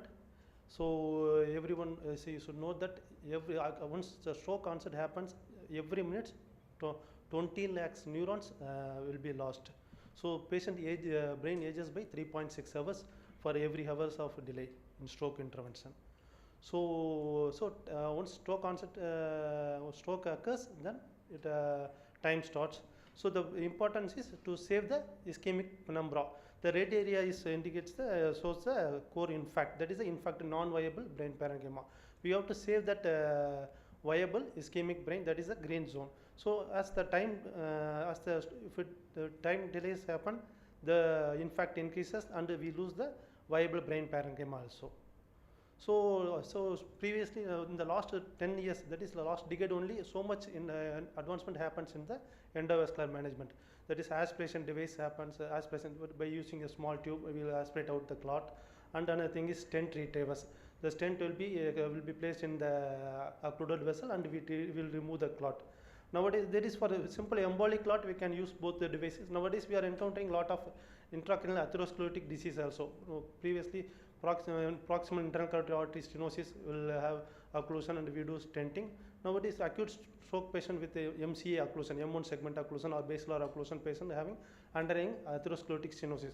So we have to place stenting in the acute stroke interventions. So this is the graphic images. You can see these are the stent retriever we used to retrieve the clot. This is the clot. The stent retriever will be placed within the middle cerebral artery, the clot occlusion, and this is a captured clot.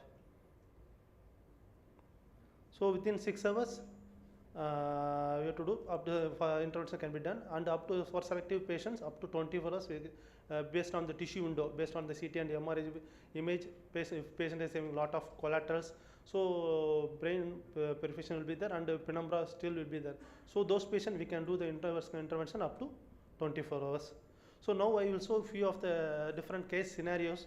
And this is 25-year-old female patient and presented with slurring of speech and left hemiplegia, came to the hospital within 4 hours, and she is a known rheumatic heart disease patient, and she was waiting for a mitral valvotomy, but unfortunately she developed the acute stroke. So her CT, we did CT angio and it showed approximately M1 segment occlusion. Her CT aspect score was 8/10. This is a CT, plain CT. Dr. Arun Ramraj nicely showed that hyperdense MCA, and you can see the hyperdense MCA, M1 segment of the MCA. No infarct is seen on the parenchyma. This is an angiogram. You can see left MCA is nicely seen, right MCA abrupt cutoff is there. This is a CT angiogram. You can see that still, though that M1 segment is occluded, you can see the lot of the MCA, distal MCA branches you can see. This is the pile collaterals from the ACA and posterior circulation will come to the area, and still that's why that brain parenchyma is viable. So if you open up the vessel, we can save the brain parenchyma, that right MCA territory region. If you don't open, if you delay the intervention, that MCA will go, entire MCA territory will be infected. So we took her up for a DSA angiogram intervention. So this is a right carotid angiogram. You can see that abrupt cutoff of the right M1 MCA. This is a little delayed, a few seconds delayed. You can see that pile collaterals from the ACA territory is supplying the distal MCA territory MCA territory region. So we did a solitary thrombectomy after single pass. This is an embolic clot. So most of the time RBC rich clot will be there. So it easily we retrieve the clot. This after retrieving the clot, you can see the nice perfusion in the reflexation of the right MCA territory. So patient recovered, and 3 weeks later she underwent mitral valve successfully.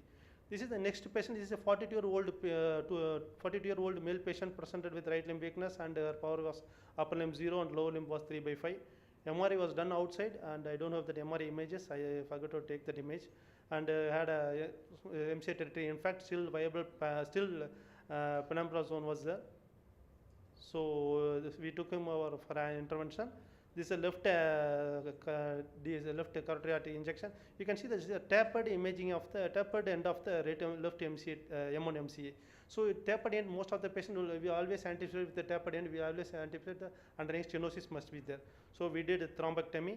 After removing the clot, you can see the underlying stenosis. If it is a embolic clot, now complete M1 MCA, complete reopening will be there, because here after removing the small clot, you can see the stenosis. So we did repeat check injection after 5 minutes, again it re-occluded. So we did 2 to 3 times, we repeated it, again it re-occluded. So finally we ended up in, we did a plasty of that M1 MCA. We used coronary balloon and we did plasty. So after plasty, still stenosis is there. Then we finally we placed a coronary stent within the M1 MCA. This is the stent you can see. So patient was, I think we started, because patient was not on any antiplatelet, so we started Tyrofis for that patient. This is a post-op, this is a stent within the M1 MCA. This is the contrast staining in that region. So next day we did again CT. That was a previous one was a cone beam CT on that cath lab itself we did it. This is a contrast staining in the infarct region. So post-operative day you can see no major infarct or hemorrhage. That contrast staining, if it is hematoma, you can see Dr. Arun said that dual energy CT can differentiate the contrast staining and the hematoma. So it was a contrast staining. So at the time his power was improved to 4/5, his speech was normal, and he was on antiplatelet. This third case is a patient presented with internal carotid artery stenosis. A 60-year-old female patient presented with right limb weakness and aphasia. So CT angio was done. Plain CT you can see no infarct is seen at all, and global hypoperfusion is seen on the left cerebral hemisphere. This is the CT angiogram of the patient. Right ICA you can see nicely. Here left ICA is completely occluded. You can see the calcified plaques here. So we did angiogram. You can see very critical narrowing, 99% stenosis of the left proximal ICA. This is a lateral image. So very slow filling of the left cerebral territory, cerebral hemisphere territory you can see. So we did plasty for that patient. So after plasty, I think it was still residual stenosis there, but anyway, so we thought this patient was improved nicely. The anti-cerebral artery, middle cerebral artery was nicely filling. Patient power was improved and speech was normal. So we stopped. We didn't place any stent there. So we were about to shift the patient after the patient, but 30 minutes later again she developed again become aphasic and power became again 0. We took her immediately and we did that angio. Again it's re-occluded, stenosis, and again re-perfusion. The re-stenosis happened. So we placed a stent in the internal carotid artery. This after placing stent, and we loaded the patient on antiplatelet. This last patient is a 37-year-old patient, known hypercoagulable patient, polycythemic patient. He had already history of DVT and small TAA. Dr. Bhaskar sir, nice, I think previously told that IC occlusion, M1 occlusion, it's very scary, and if you don't intervene, those patients may not survive. So this is kind of the same kind of this patient. So he reached the hospital at 9 a.m. He developed the weakness at 6 a.m. in the morning.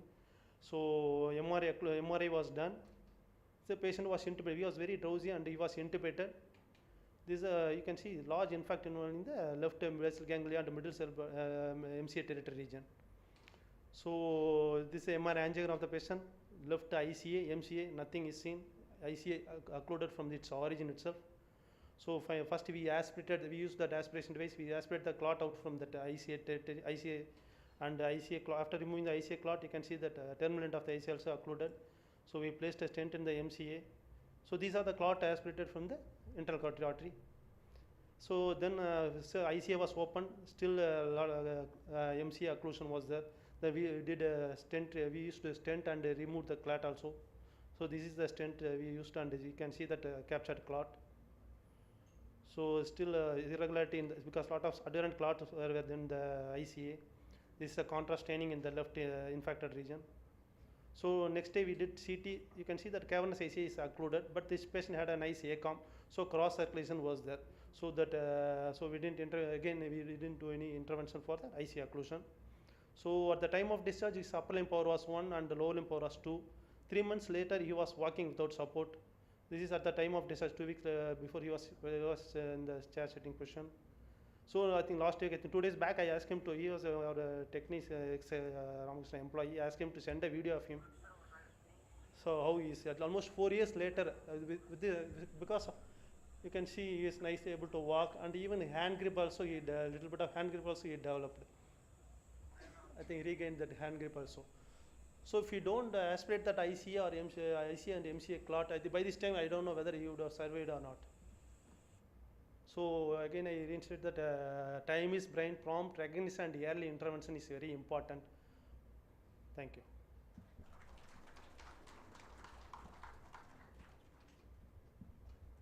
Thank you, spokesman, for the wonderful explanation. Please stay back for a moment, sir.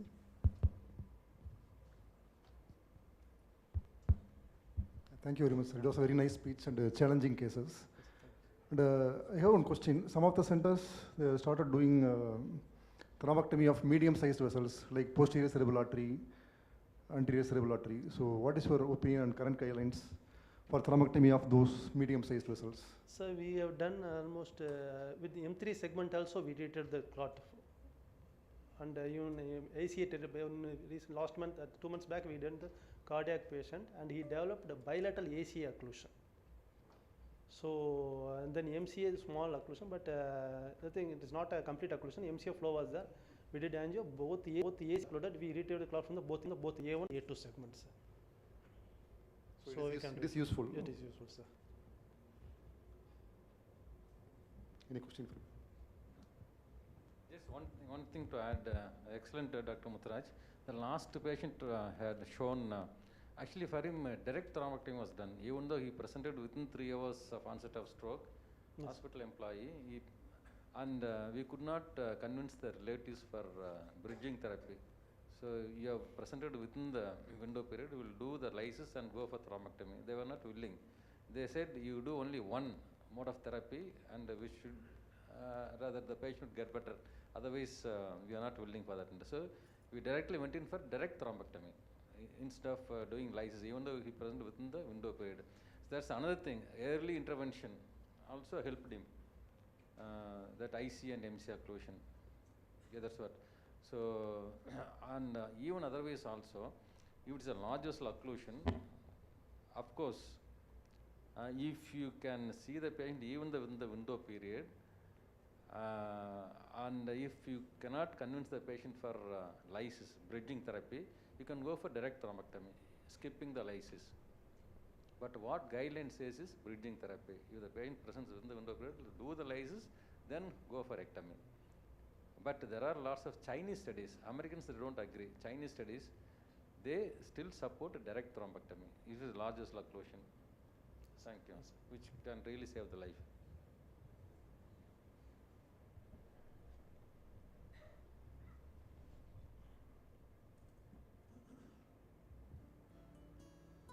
Now I call upon Dr. Vikram, Senior Consultant Neurosurgeon and HOD, Minimally Invasive and Brain and Spine Surgeon, to honor the speaker and chairpersons.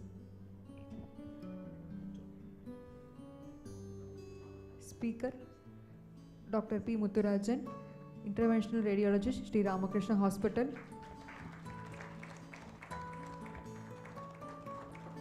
Chairpersons, Dr. K. Murugan, Radiologist, Sri Ramakrishna Hospital.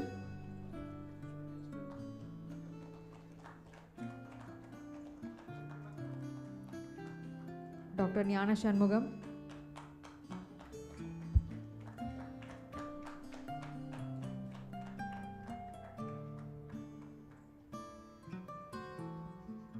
Thank you, sir, for honoring the. Next, I would like to call upon our speaker, Dr. Vikram, Senior Consultant Neurosurgeon, HOD, Minimally Invasive Brain and Spine Surgeon, Sri Ramakrishna Hospital, and chairpersons, Dr. R. Murali, Neurosurgeon and HOD, Neurosurgery, Sri Ramakrishna Hospital, Dr. R. Venkatesh, Neurosurgeon, Sri Ramakrishna Hospital, Dr. V. Rajesh Babu, Senior neurosurgery consultant, Ganga Hospital, to educate us about the surgical decompression in acute stroke, when and why.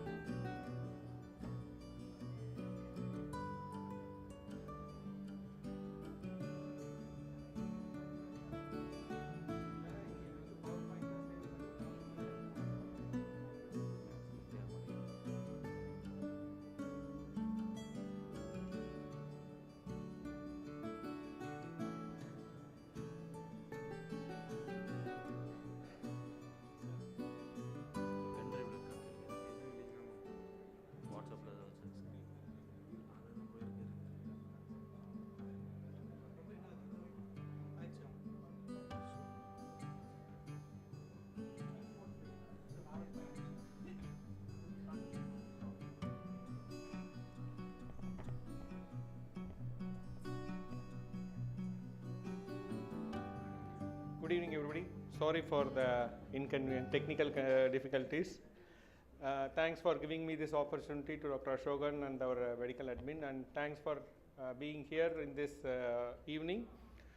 We had a very good lecture about mechanical thrombectomy, thrombolysis and indications and everything. Do surgeons have any role in stroke? Yes. To the beginning, in the initial phases, I think the thrombectomy was done peroperatively also in 1900s.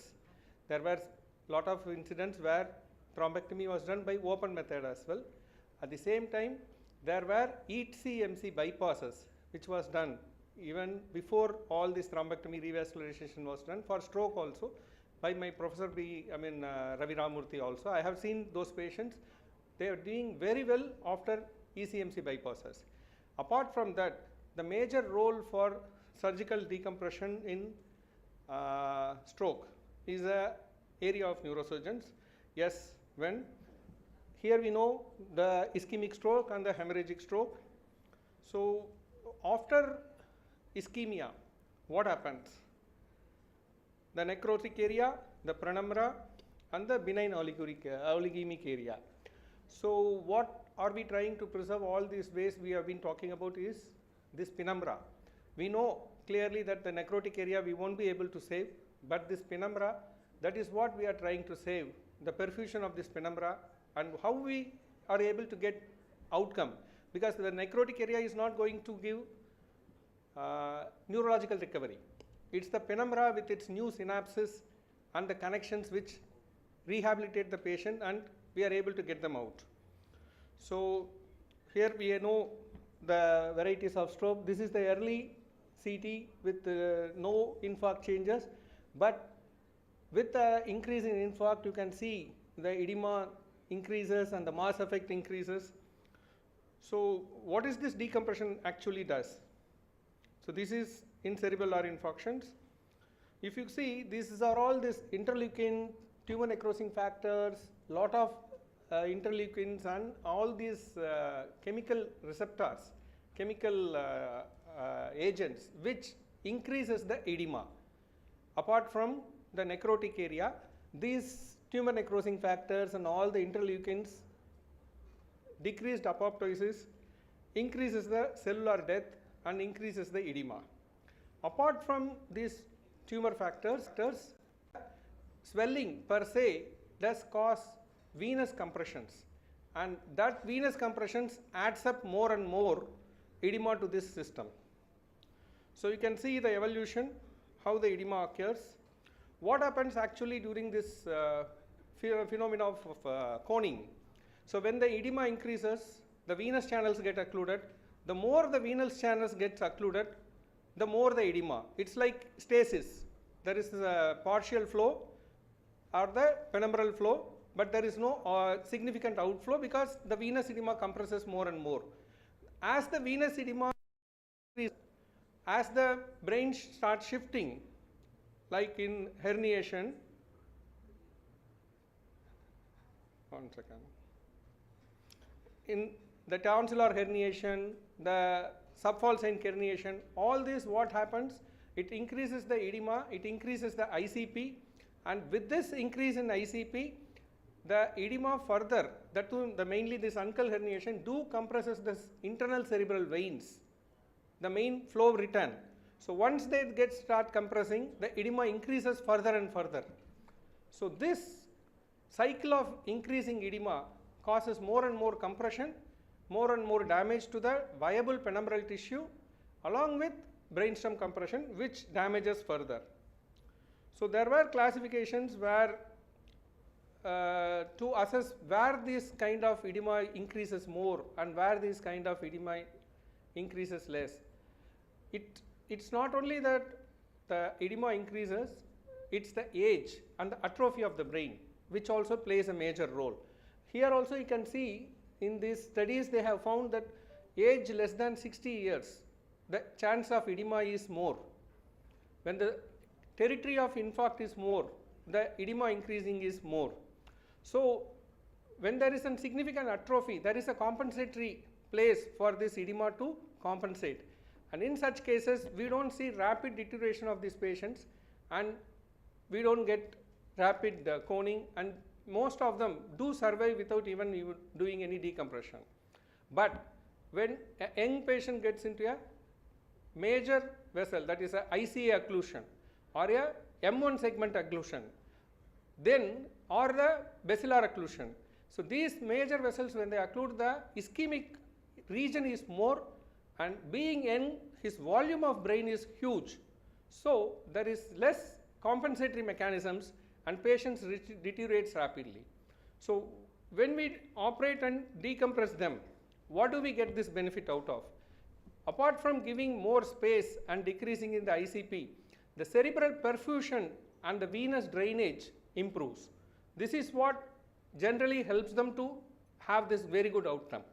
So apart from the just a decompressive craniectomy, there are multiple studies which have shown the size of craniectomy has to be proportional to the size of infarct.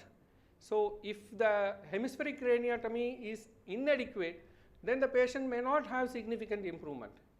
If the hemispheric craniectomy size is adequate, most of them, the cerebral edema starts subsiding, and the other main add-on point for decompressive craniectomies, we are opening out the dura and opening the basal cisterns to let out the CSF.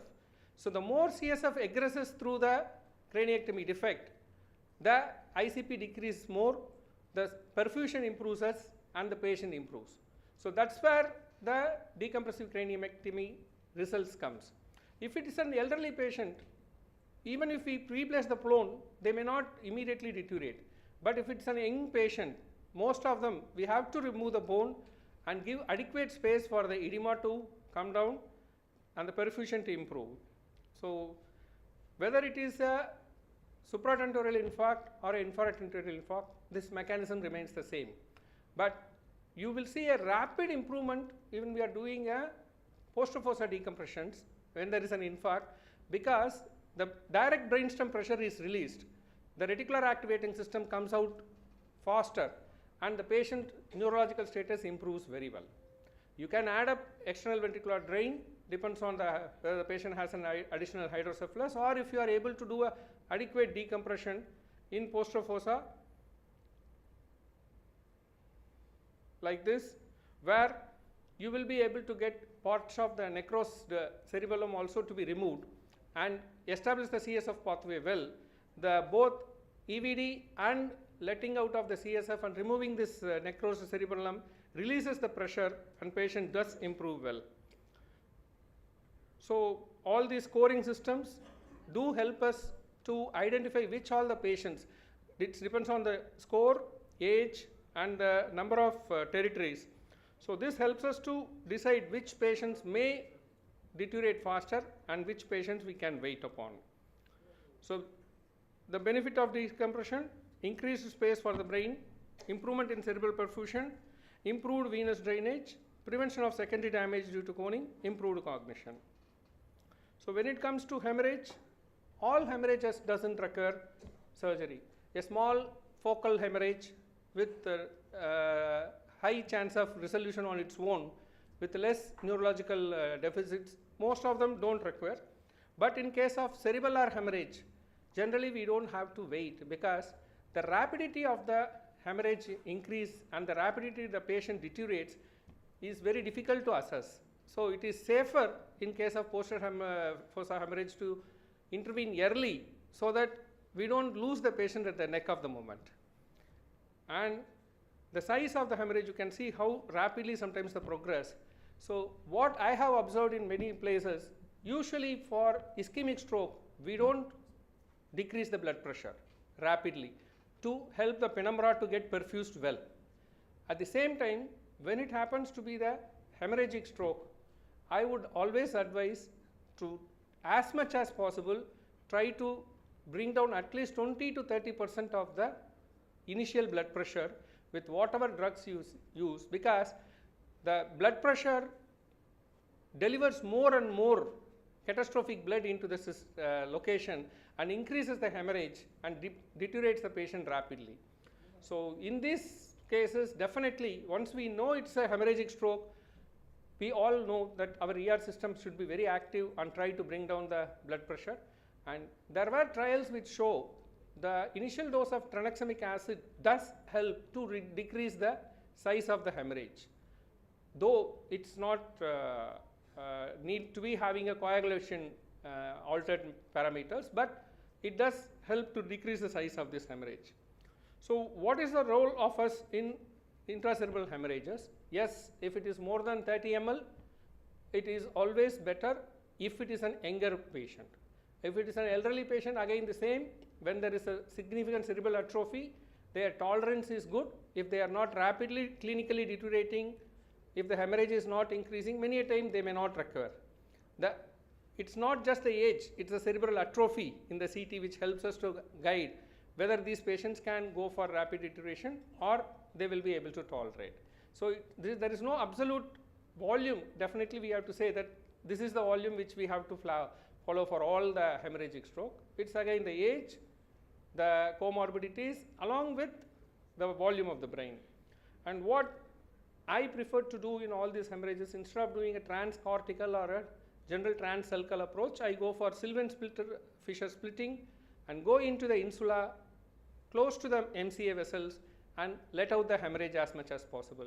This to me have given better results in the sense we are not adding new trauma to the brain in the vital areas. So when there is a pure intraventricular hemorrhage, you can use endoscopic assisted evacuation or plain extraventricular drain. There are people who use thrombolytic agents also to dissolve these clots. It depends on the clinical status and the requirements. So this is another few scans just to show how Transylvanian approaches helps us. And to conclude, early decompression, rapid recovery depends on the clinical status of the patient. Adequate decompression, better outcome and better cognition recovery with less penumbral damage. Reduce BP in ischemic stroke cautiously, unlike in hemorrhagic stroke where aggressive BP reduction is essential, as well maintain BP in the post-op period. This is one major problem what we come across in hemorrhagic stroke. Post-op, if the patient BP is not controlled in the first 48 hours, we can have recurrences. Keep cerebral perfusion, oxygenation, nutrition maintained to have a better outcome in all ischemic and hemorrhagic strokes. Thank you.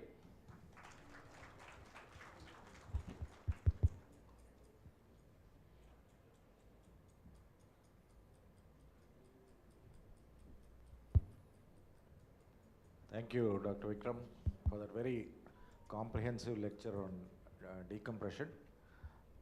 The crucial issue is, when do you intervene? As Vikram also said, early intervention is most crucial. So if the clot is big enough or if there is a midline shift and the patient is just drowsy, we have to intervene at that stage. Don't wait till the pupil dilates or something like that. So timing of surgery is very crucial to the final outcome, both in ischemic strokes as well as in hemorrhagic stroke. Thank you.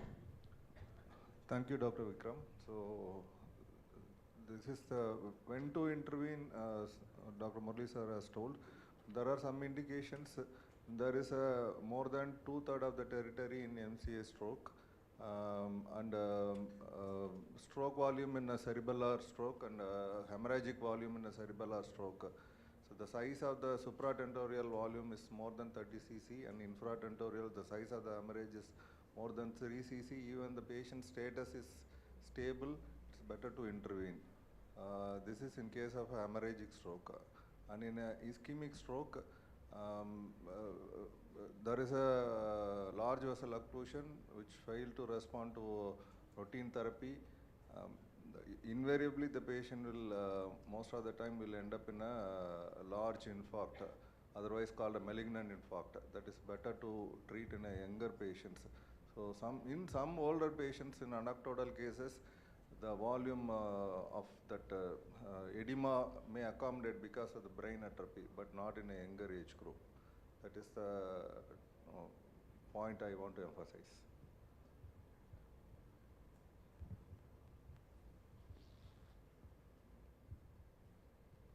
Thank you, Vikram, for your excellent disposition. Just I want to add one point. Like Dr. Vikram told, younger patients are very important because they don't have enough space to accommodate as the edema is increasing. This had one, we had a personal experience. We all went to Leh Valley in the Ladakh. There, one of the doctors, he was around 40 years of age, so considerably young. reaching the highest peak in the lay. Some passes there, the highest peak. Everyone, we were rather told by the tourists and other persons, you should be very careful. And there was oxygen cylinder in the car itself, in the backyard. If anyone feels any discomfort, use the mask. That particular doctor, he never bothered, and he had a slight dyspnea, but he never revealed, and we came back. After coming back, he developed severe cerebral edema because of hypoxia, cerebral edema, and he became unconscious. So that time we could not find any place, and we had to go to the army hospital. For that, it was not that easy to go to a hospital. So they were having cylinders in the room itself. So because it tends to happen, I believe. Then just we gave IV fluids and only oxygen, and overnight he woke up on the next day. So likewise, younger patients, they do develop cerebral edema very easily due to associated hypoxia and should be intervened. And another thing, of course, BP. BP is a very important thing. If it is a hemorrhage, try to bring down the BP to 130. Drop it down, unlike in ischemic strokes. Thank you. Thank you, sir. Thank you so much, sir. And thank you so much, Dr. Vikram, sir, for the extraordinary talk. I invite Dr. Ashokan, Stroke Program Medical Director, Sri Ramakrishna Hospital, to felicitate the speaker, Dr. Vikram Muthu Subramaniam, Neurosurgeon, Senior Consultant and HOD, Minimally Invasive Brain and Spine Surgeon, Sri Ramakrishna Hospital, followed by our chairpersons, Dr. R. Murali, Neurosurgeon and HOD Neurosurgery, Sri Ramakrishna Hospital,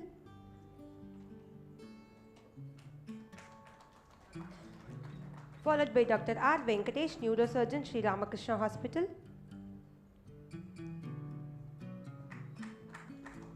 and finally Dr. V. Rajesh Babu, Senior Neurosurgery Consultant, Ganga Hospital.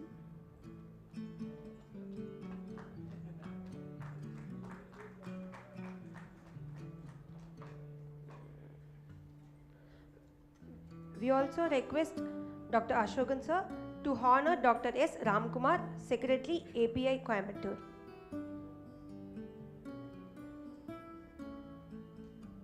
Thank you so much, sir, for doing the honors.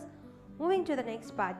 To provide a nurturing environment that promotes social, emotional, cognitive and physical development in children. It is with much pleasure we welcome Dr. Parvati Vaidyanathan, Psychotherapist and Clinical Director, Child Development Center, to share her insights.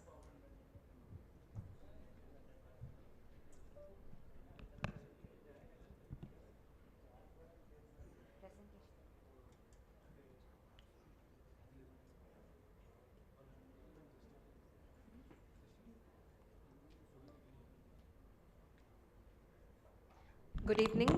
Thank you, Ashokan sir, Department of Neurology, for this opportunity.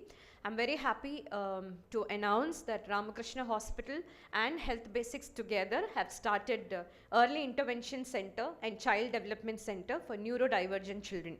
So we now have all under one roof, a fully established center which focuses on specific needs of special children. So this is a short presentation to take through. So what we offer at Child Development Early Intervention Center for children with cerebral palsy, muscular dystrophy, also can accommodate autism, ADHD and other neurodivergent conditions.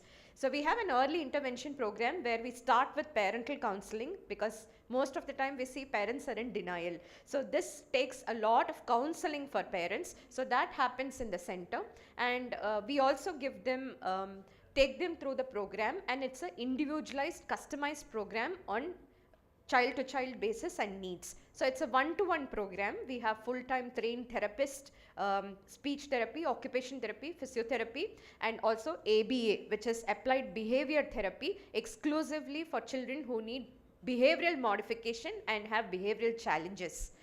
We have this ABA therapy, which looks at overall development, which is an evidence-based practice. We have speech therapy to exclusively take care of articulation, fluency, voice, oral motor and sensory need of children. Occupation therapy, a fully established center to balance sensory, gross motor and fine motor needs. We have inclusion program now. We are happy to announce that Ramakrishna Matriculation School will soon be an inclusion center where we will have, we can accommodate the neurodivergent children into the regular school stream with matriculation syllabus.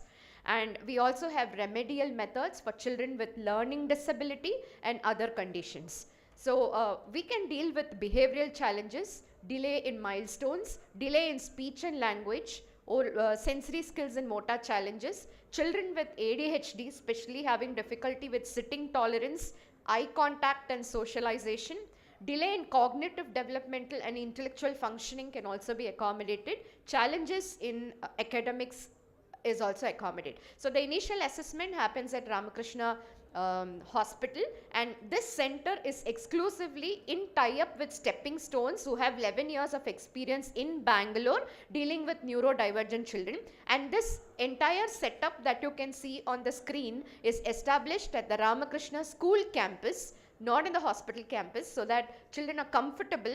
And this is an after school therapy center which accommodates children who go to regular school, and after school they are accommodated here for therapy.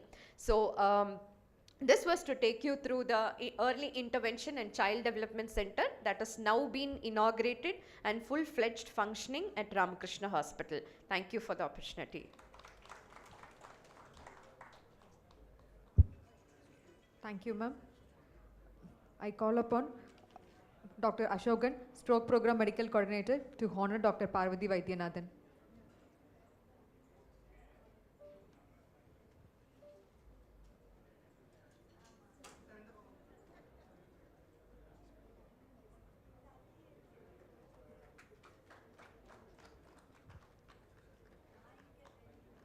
Thank you, sir, and thank you, ma'am.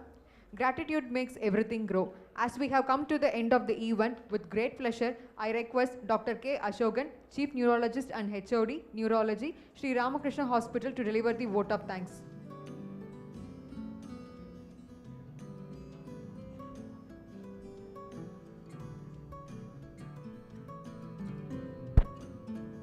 So now it's my time to thank all of you for your kind participation and making it a successful meet.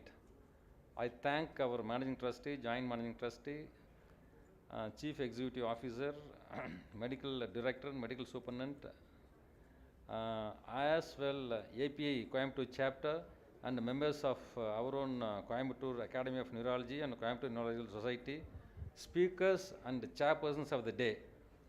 I thank the stroke committee and the quality control team of SRH and all other supporting staff, especially this quality control department has made a wonderful event. Give them a big hand. Quality control means everything to us. And I thank public relations department and the marketing team for their efforts. Hope I have not left out anyone. I thank everyone for your kind cooperation and making it a successful event. Thank you. Thank you so much, sir, for expressing the words of gratitude. As we close doors to this event with lots of learnings about early intervention and care delivery to patients, thank you so much all for joining us at Sri Ramakrishna Hospital CME on comprehensive stroke therapy. We hope this program has enhanced your knowledge and skills in managing stroke patients. Your dedication to delivering exceptional care is good. And thank you so much all once again. Please take part in the dinner arranged in the adjacent cabin. This is Ms. Varshni and Ms. Varsha, your MCs for the day, signing off.